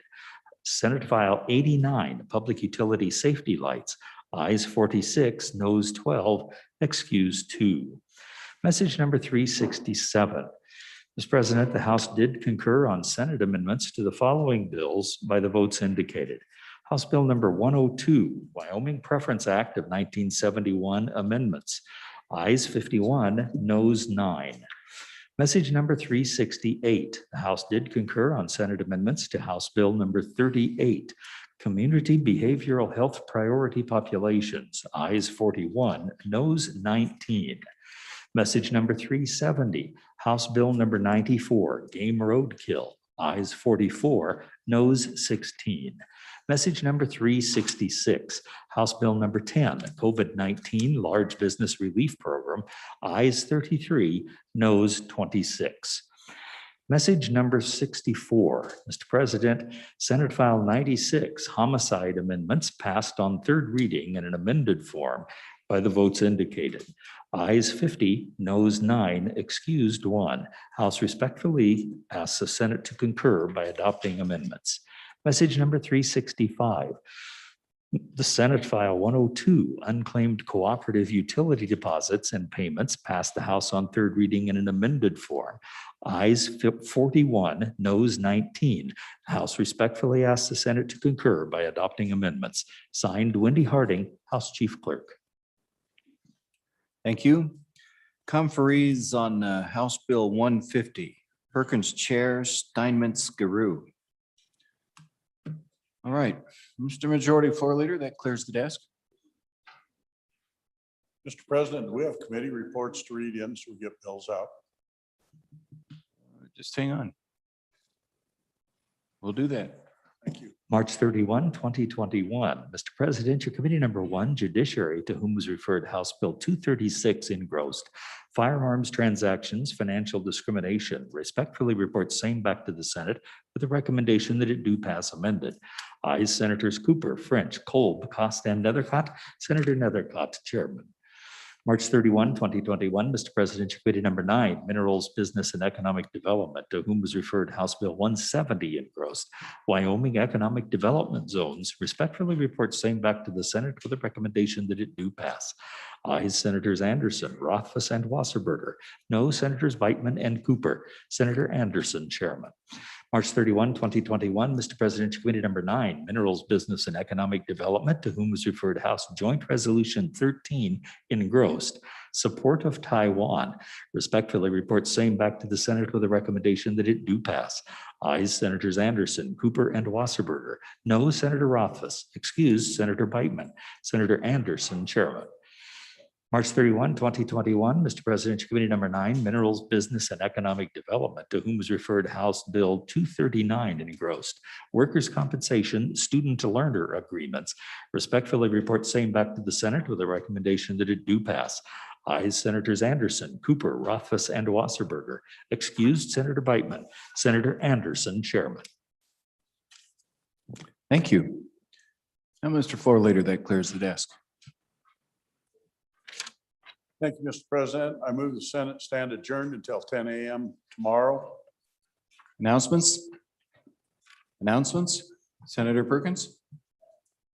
Mr. President, your committee number 2 will take up the re-referral of House Bill 51, meat processing program, immediately as we can get there on adjournment in room 313 downstairs. 113, not 313.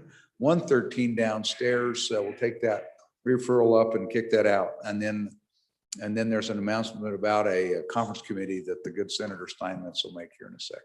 Okay, thank you, Senator Driscoll. Thank you, Mr. President. Your committee number 7, your luckiest committee, Corporation Elections Critical Subdivisions, will meet at 8 a.m. Capital Extension Room W004 and online for a joint meeting with the House to discuss interim topics. Thank you, Senator Wassenberger. Thank you, Mr. President. Your committee, committee number 99, will meet at Representative Nicholas's house for the annual crab leg feed on Thursday, April 1st at approximately 6 o'clock. Very good. Thank you. Senator Baldwin. Thank you, Mr. President. Your Revenue Committee will meet tomorrow at noon on noon recess with their counterparts from the eastern side of this country to discuss interim topics. Interim topics. Senator Land. Thank you, Mr. President. A couple of announcements from your Transportation Committee. We will meet in the House Transportation room down on the Causeway tomorrow upon adjournment at noon to take up interim topics. But as for tonight, your Transportation Committee will be working well into the evening to take up a couple of bills to help out our corporation's counterparts.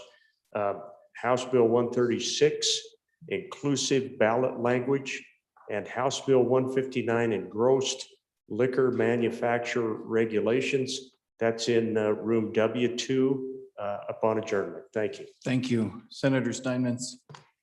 Thank you, Mr. President. Your Joint Conference Committee on House Bill 150, State Budgeting and Expenditure Authority, will meet in room 113 directly after the Appropriations Committee finishes its work.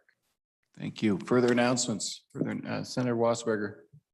Thank you, Mr. President. Your committee, Senate Education or Senate Agriculture, will meet tomorrow at 8:30 in room 00 upon adjournment to hear interim topics. Thank you.